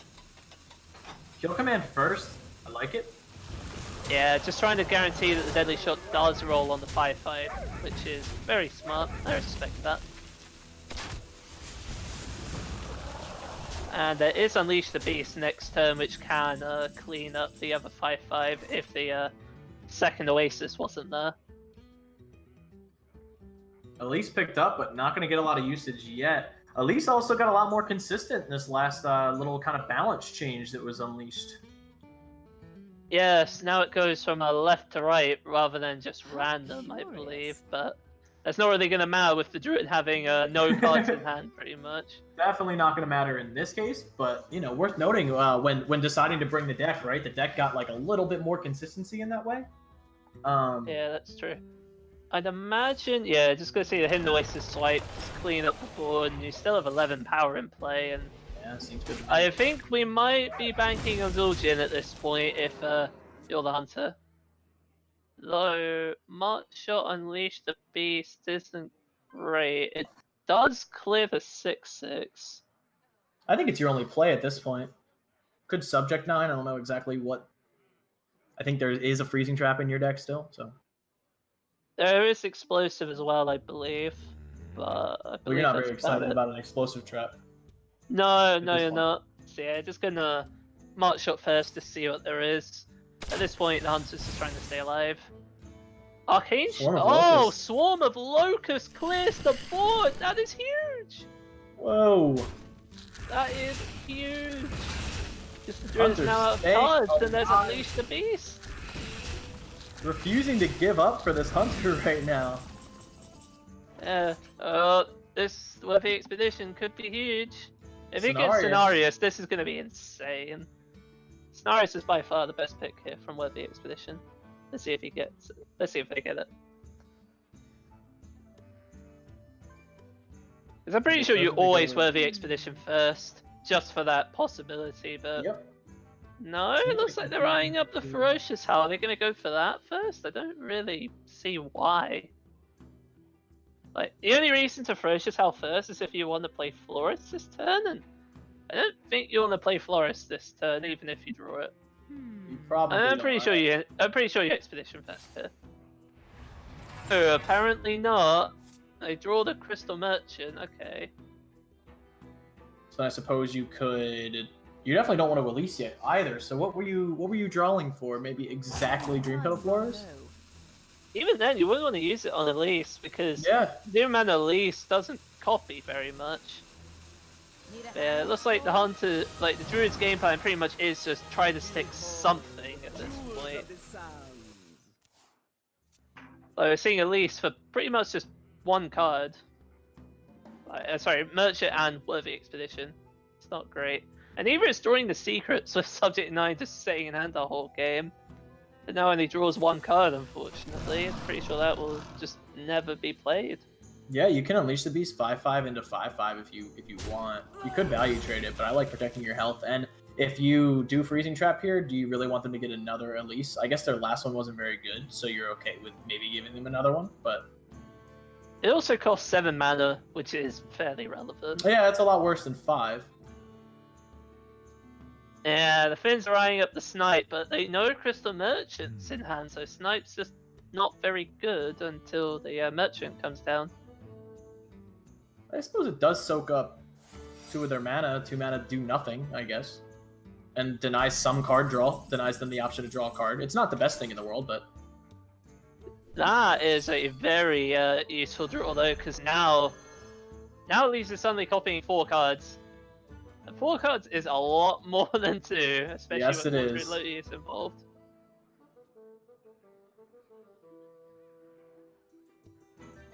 Mordred Loti also has the added benefit of trading into the 5/4 and surviving. Need a hand, Mhm. Explorer? So like Unleash the Beast isn't even like that good of a trade. Like, yeah, this escalated very quickly. This Hey. is, again, we're banking on Zul'jin again, right? Yeah, and like suddenly that idea of not playing the Worthy Expedition That first spear has, isn't the come worst thing I've ever round, seen, though. saying like the Worthy Expedition not being played has come round now, and suddenly it's 4 instead of just the 1. So Yeah. I'm being forced to eat crow a little bit here when I said that, like there's never a reason not to Expedition first. Yeah, I suppose, the Druid just looking for any value they can get in this point. Desert Spear, a decent pickup, though. I'm interested to see if this Unleash the Beast just comes down. Yeah, I imagine it would, just to put the 5/5 body in play. Maybe you just Subject 9 so you just draw the card. Yep. Like, you just want to play Zul'jin like that badly at this point. I can respect that. Actually draws 2, yeah, because Snake Trap is also left in there, which definitely And makes you- Subject 9 a lot more appealing when you can put Snake Trap Definitely down Snake along Trap. with it. Now Yo. the Expedition. We're going on an Expedition. Let's go. And the there's Scenarios. Pick it, slam it. He's still really good here. Like, it was good the first time they had the option for it, and it's definitely good now. And they're going to listen to me. They're going to pick it and slam it. Not ask questions. I like it. Yeah.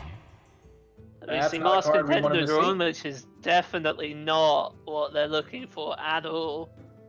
Like, that doesn't do anything because all the secrets have been drawn. Yep. So yeah, Scenarios pushes 5 guaranteed, so all they need to do is to draw like Swipe and they have lethal. So I believe they've only used 1 so far, if I'm not mistaken. Maybe they've used both. Maybe I'm misremembering things. I think you're correct in that they've only used 1. Hmm. I guess you play the Mask Contender, right? Does I put something on board? You're not happy about it. I think Explosive Trap does anything, so I think you're right. That's one Finns is option gonna too. give it up. Just conceding Yeah. is definitely another option as well there. Like you said, that Questor would been able to take a win here, and it could remain to be a problem deck for Helsinki to push through here. Now they have their aggro decks lined up against this Druid, and it could be problematic for the rest of the series. Yeah, I think they're probably going to queue the Paladin up next, because the Paladin has like the best chance of beating Druid.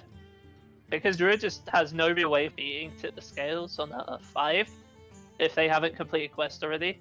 Like, Starfall isn't even a guaranteed clear. Like, if you Starfall on 5 and it doesn't clear that much of the board and your opponent goes for Cold Light Sea, you just lose the game. Yeah, no, I agree. I think you probably queue your Paladin just to get any win rate you can here. The Paladin, can just win games it's not supposed to sometimes. So I think you probably queue it earlier. Giving it a chance to get the win here is probably good. Like you said, that Highlander Hunter had the best chance in the lineup, and for it to not get the win against the Druid, you got to feel a little nervous about the next couple of games if you're Helsinki. But you know, I'm sure you're feeling all okay with your Murloc Paladin. Yeah, the Finns probably knew going in that the Druid was going to be the hardest deck to overcome in the series, since Druid and Warrior was in the lineup. Mm-hmm. So it'd be interesting to see if they can overcome it. As I said, it's going to be the sticking point of this match, in my opinion. No, I definitely agree. Yeah, it looks like we're in the game now, and if the scale's in hand, that's definitely not going to be there for too long, I hope. Who knows? Maybe you want to hold on to it. Just kidding. Don't know about that one. Just kidding. Yeah, that's what I thought. So, do you keep the Surger? I imagine you don't. Do you keep Swipe? I guess you Probably. do. You can keep Swipe. Yeah, looks like they're just trying to find stuff like Starfall.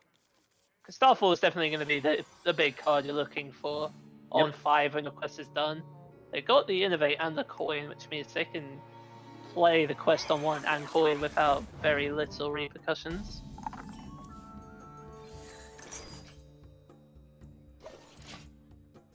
They even have the Expedition on 2, so they're not floating that much mana, which is good. You definitely don't want to be floating very much.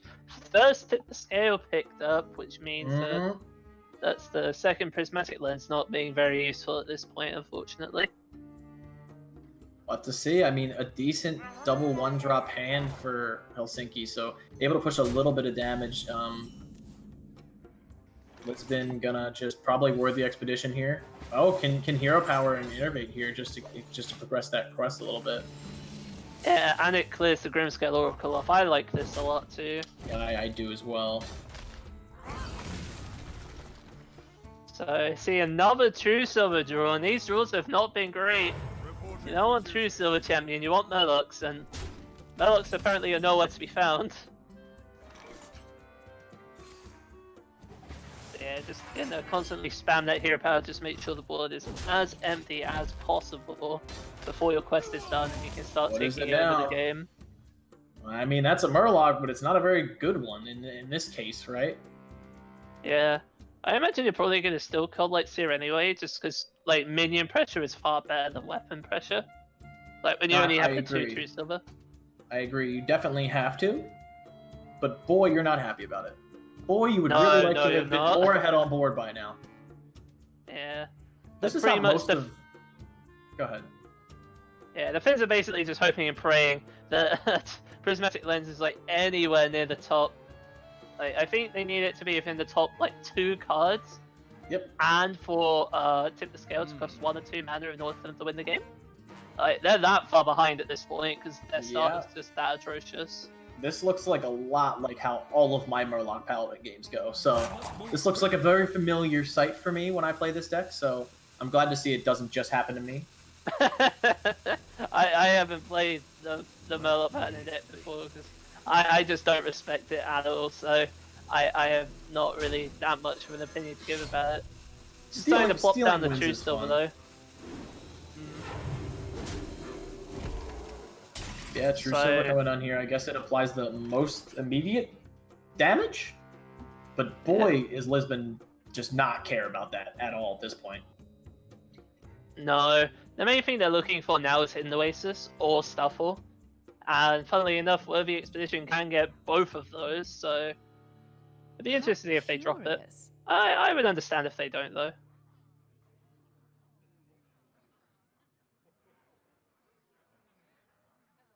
Definitely want to save that Lodi. Could do it for a taunt, just not good enough. Yeah, and there's the Starfall.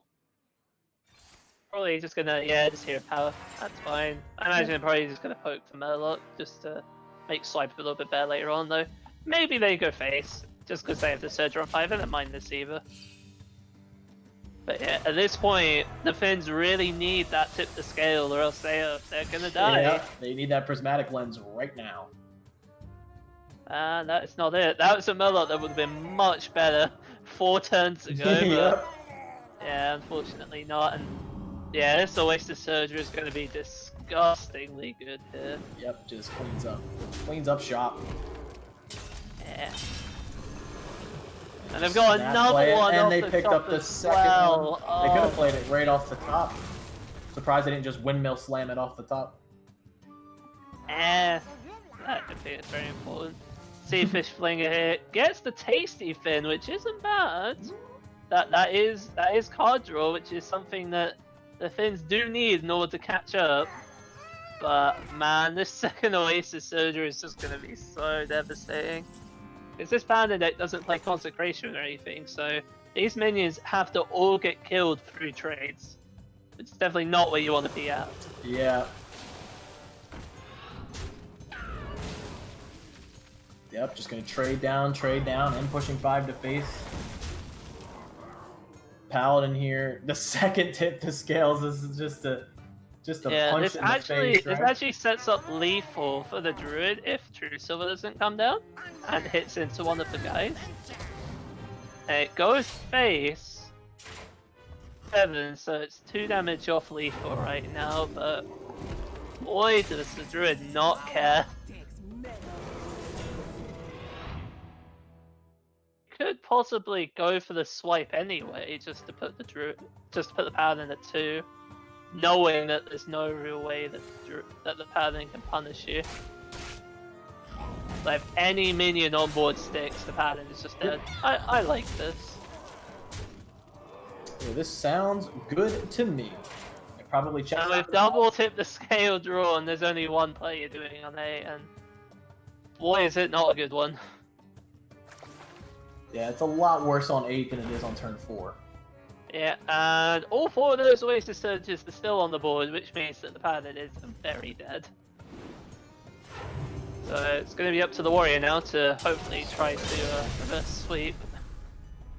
Yeah, I mean, it could, right? It can get there. Sometimes those warrior decks are a little sneakier. Those aggro warriors get off to a pretty good start and can make it happen. But wow, that druid deck was looking really strong in that matchup. Was it the druid deck looking strong, or was it the paladin just doing exactly not what it wanted to do? What do you think? I'm in the latter camp there. The paladin drew both hit the scale before drawing prismatic lens. Yeah, that'll Your first happen. tip the scalers on 8, your next better. Yeah. Unfortunately, they got punished for it. That'll happen. Decent little hand for the warrior here. Could get off to a hot start. Yeah, like we could see the red band wasp on 1 and then coin cruel task on 2. That's pushing 6 damage. And there's no innovate this time, which means the druid is going to be playing a little bit more fair of a game. Druid has to play fair. Yeah, this start is looking very aggressive. Like, the Portuguese are almost certainly going to be wanting Wrath at this point.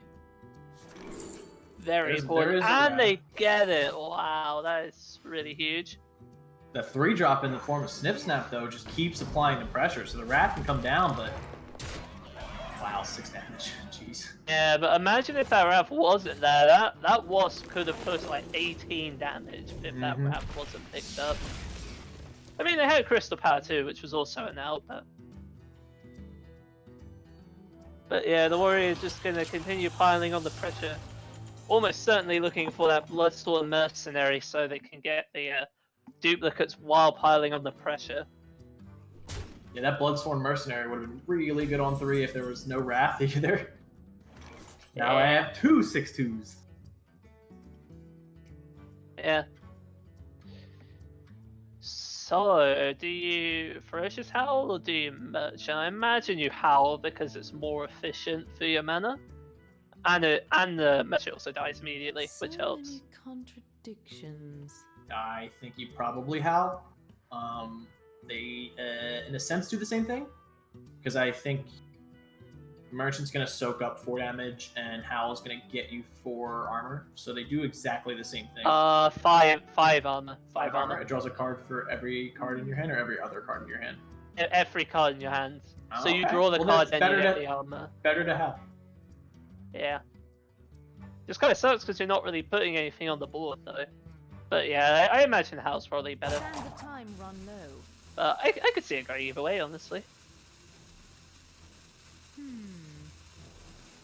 either way, you're making sure this quest gets done as soon as possible because you need to swing this board back in your favor and draw cards because you're going to need an Oasis Surger to get this board back, to be honest. Yeah. So you see Hidden Oasis picked up, which is incredibly important for the Druid to be able to catch up once this quest is complete. Yes, and then the second Kor'kron in hand for the Warrior here. First one going to come down, though. Yeah, looks like just going to iterate on the Snip, Snap, and Trade. I like this use of the iterate here. It plays around the Stuffle, and not even going to respect the Merchant at all. Just going to go face. I mean, why not? And with another Kor'kron here, I respect it. Because the quest is being done this turn. Like, is Lisbon forced to innervate Hidden Oasis just to stay alive? Nah, you never do that. Like, especially when it's summoning a 6/6 with you. Yeah, like, you're on definitely 6, not there's no happy way about you'd do it. that. Definitely not happy about it. Yeah. But you're pushing 12 now with a second Kor'kron. And then you have the Mummy, which deals with the 6/6, so it's essentially stalling for one turn, but yeah, this is. I think they might have. I think the Fizz might have been able to run away with this one, maybe. It'd be close. Yeah, Kor'kron coming down again. That's 12 damage going to the face. So I was gonna say, so the Portuguese now heal for 12. And then the Mummy comes down and clears the 6/6, so and they push for another they take 12 again. So then they're back to 5. Yeah, so they're so they're probably gonna have to Moonfire and trade the Merchant here just to try to reduce the amount of pressure on the board. But I'm not really sure if there's an alternative. You certainly can't wait for Starfall for one more turn, I think. Yeah, I like this. I think it's the only play that's gonna... I think this is the play that maximizes win rate for sure. Yeah.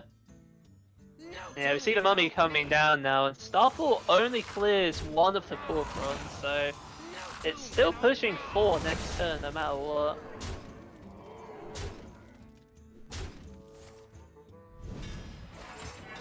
So, let's see what this draw is, and it's a swipe, which doesn't quite do it. So if you nourish, you're at 3 mana, so... This isn't looking good. No, it is not looking good. So, just gonna try to find any answer to this. And yeah, probably just gonna have to sell for the Innovate Swipe. You definitely don't want to leave the 2/1/1s up if you can help it. You've already... No, you haven't used the Natural Wrath yet, because it was from a Worthy Expedition, but there's no way you Wrath just to try to find the other Wrath. That's far too risky. You could try, but it's not good. You could try, it's just not very likely, so... At this point, the Livewire Lance has 2 separate lackeys for lethal. And there's also the possibility of a 2-drop giving you lethal as well, so let's see if they get it. Close, we'll see what they get. Survey says... Oh! That also can be damage. I'm assuming it's the spell lackey. It hasn't popped up in their hand for me yet.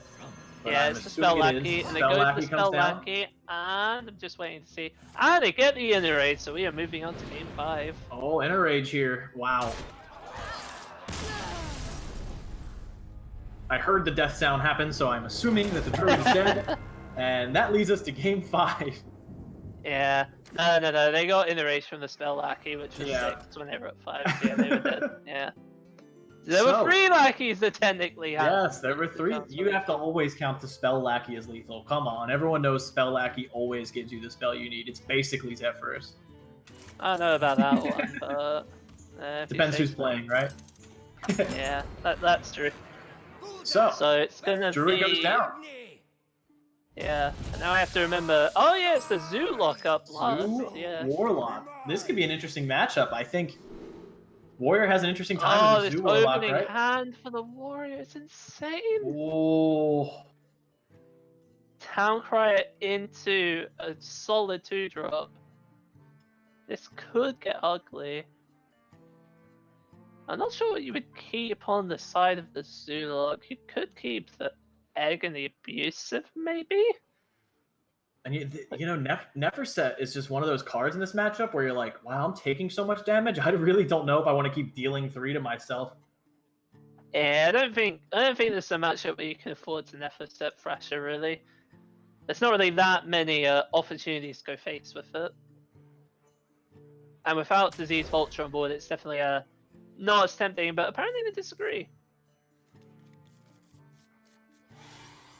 They just have Buff as well in the Yeah, zoo they just have list, a which mystery is buff in pretty here. interesting. I was like waiting for a minute. I was like, is this that weird Highlander zoo thing? But nope, they just like history buff in their zoo list. Can't knock it. It's a 3/4 that hand buffs your hand. It's not bad. Yeah, it's not the worst thing ever. Actually, No yeah, Totem Golem, but it's alright. Well, Totem Golem was pretty good. The spider tank that does something. That is true. So yeah, my screen is now playing up a lot, so I think I may Alright, have to leave that to you for a bit. I got this one. So, Lisbon with an interesting play here. Do they coin out a 3-drop? Now that they picked up the Evil Recruiter, they could even Sinister Deal here to find a Lackey, set up Lackey, coin Evil Recruiter next turn. But Sinister Deal is just so slow if you don't just choose to do something now. Just gonna coin out the Snip Snap here, the stickiest 3-drop available. Yeah. And Helsinki could just return with a Snip Snap of their own, or they could play our little faithful 3-mana 1/3 robot. That's a 1-mana 1/3 robot. But... The 1 mana, you know what I meant. I said it so confidently, yet got the mana cost wrong. We've all been there. I like going face a lot. Have I mentioned that? Don't worry, I like going face a lot too, and I think going face here is the right play. I like it. Like trading into the 2/3 here just gives initiative back to the Portuguese to make the trades they want. Like they're almost certainly going to trade into the 4/2 next turn, so why give them that? Make them do it. Yeah, exactly. Like why do it before it's time?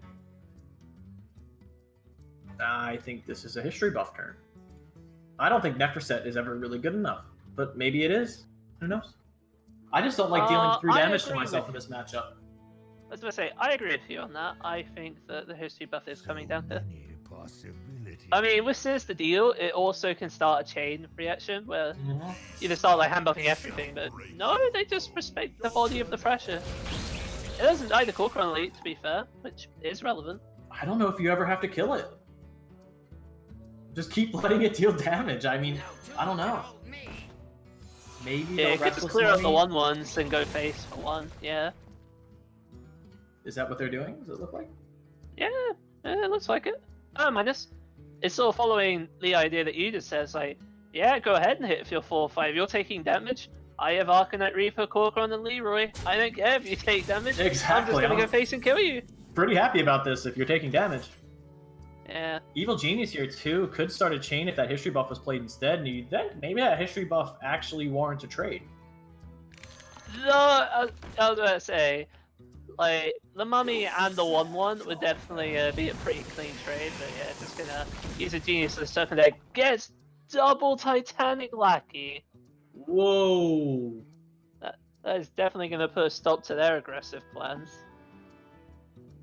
Just depends on where this Thrasher is gonna go, because with double Taunt Lackey, you're definitely playing this defensively.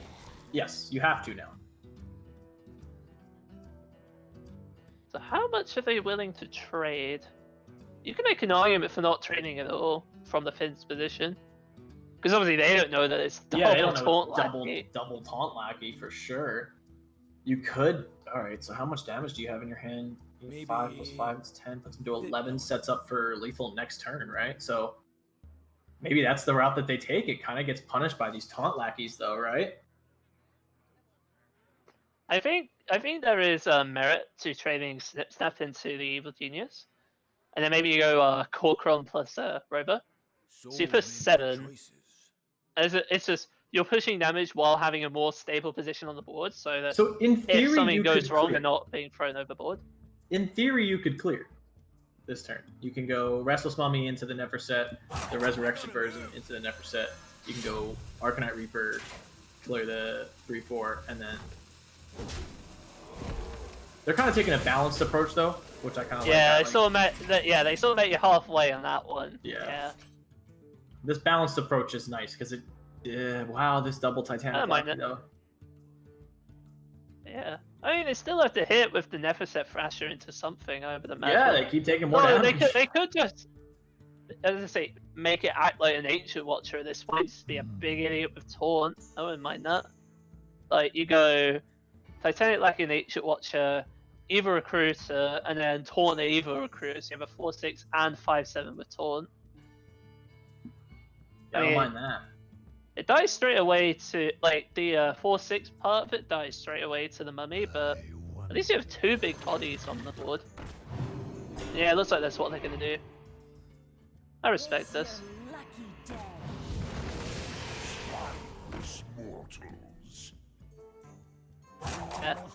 I imagine the second Taunt Lackey is almost certainly gonna come down now, because, I mean, why would you save it, right? yeah. I mean, you're never gonna get a better minion to Taunt than a 5/5, surely. Surely. No? No. they Flame deal him! more- Wait, they deal more damage to their face. What happens now? They're at 10? They're not. Wait. Wait. Hold on. No, that's not lethal. Calm down, that's not But lethal. it's close. It's one off. It's one off lethal. But it's not lethal. What was that? Yeah, that was bold. I don't know how I feel about the flame it there. Don't know how I feel about the trade there, honestly, but I guess it's fine. They are so close. So close. They almost completely handed that game to Helsinki, so interesting to see what Helsinki does here. Probably just establish as much of a board as possible. Do you put Yeah. Lisbon to 1 here? Forcing them to No, never you be don't, able you to don't tap put, again? no, you don't put them to 1. You put them to 6. Yeah, that's the same. Because Leroy is Essentially always the going to same. be lethal now. Like, I actually... Wait, they are putting them to 1. I guess it's because at that point, then they can't life tap anymore. That's my logic. They can never life tap again, so they have to. They essentially is have no- to taunt up. I guess they're just saying, oh, if they flame it blast turn, there's no way they have second Taunt Lackey. Because why would you flame him instead of Taunt Lackey, right? Yeah. Maybe It's that the- was like the next level 200 IQ The old line. brain play of I'm gonna flame it. That way they know I don't have faceless lackey. The Titanic lackey. Titanic Lackey, Yeah, faceless lackey. What is that? Is that a thing? Yeah, it's the one that summons at 2 drops. Ah, that's semi-correct. Yeah. It's still lethal. It's not if they trade all the way down. Hold on. Yeah, it depends on how much they trade. If they fully clear, then it's not lethal. And of course they are. Yeah. Okay. You Leroy. Is this the comeback of the century? You Leroy if you're Helsinki, right? You Leroy Yeah. and you play the rest of your hand and you hope for a weapon essentially. Like Lisbon never really has a taunt left. Maybe. Yeah. No. I think that's what you're doing. Yeah. I mean, the rovers also give you armor, which buys you time. Yeah, I Time think is this- what you need. Like, the Warlock's only drawing 1 card per turn at this point. And Crystallizer number 2. Yeah, that's like the worst possible draw. But Warrior still has to get there. They have double Lance in their deck though, right? Yeah, and they have a second Arcanite Reaper as well, I think. So at this point, there's a 9 being pushed per turn, so they have at least 3 turns to get it. Like, at least, ignoring top decks, and Bloodsaw Mercenary is not going to do it. I mean, you just slam every minion at this point, right, Yep. surely? Maybe you hold on to it? I don't, I, Flaws. yeah, you slam Yeah, every you have minion at to. this point. You just need to push one thing to face. and you're You also done. have Grom. Yeah, but Grommash is always going to be lethal. Well, this is a terrible draw too. Yeah. I mean, it's good next turn, though. But yeah, this is pushing. Like this is just removing all of the board. Like now the Finns have all the time in the world pretty much. Like you have to clear the 3/3, which is going to cost you like 3 health on your 5/5. So you're only pushing 3 this turn. This is Another like Reaper, 3 another extra Lance. turns. Rampage is nothing. Yeah, Rampage is nothing. Alright, what's the next draw? The next draw is... Flame! And there we go, there's the Lance. Yeah, I can Lance, finally put this series to lethal. bed. Wow, this series got crazy. Yeah, This matchup was turns out intense. that Arcanite Reaper going face was actually really important. Yeah, no, it turns out putting a Warlock to 1 is very good when you have 3 weapons in your deck. So it turns out and your that... opponent has multiple minions that deal damage to your own face when they come in. Yeah. Well, that ends our last match of the day and our last match of the week of the Nations Division. Warrior able to take it home for Helsinki. They were down early in the matchup. They looked unfavorable with that Druid, but with Lisbon and their Druid, we thought that the Druid was going to be able to take it home, but Helsinki able to turn it around. Warrior getting 2 big wins. How do you feel that went? Think that was pretty good. I'm pretty happy that the Finns managed to take it because I know quite a few of them very well. They're all very nice people, and I hope they do well. I don't know the standings at this point. Do you know who's doing well? I don't have them up right now, but it seems like, you know, if both teams keep playing, I think we saw some good play. So if both teams keep playing well, they could end up rounding out fairly well, I think. Yeah, as I say, I'm still not entirely convinced on the end of that Paladin game, but there are Paladin players way better than me that can probably justify that play to me. I'll just be like, yeah, you're right. So I mean, maybe the Titanic Lackey over Flame Vamp, you know. Yeah, that but definitely. I was gonna say the Flame Imp definitely shouldn't have come down there. That definitely cost them, I think. It is what it is, you know. Sometimes you got to take a risk. You got to risk it for the biscuit, if you will. Yeah. But yeah, so that's last match of the day, last match of the week. It's been a pleasure casting with you, Paradox. It's been a pleasure casting for you all. Be sure to check out next time we go live. I'm really excited to keep this Nations Division rolling. It's been super competitive so far. So look forward to seeing you guys again next time. Have fun.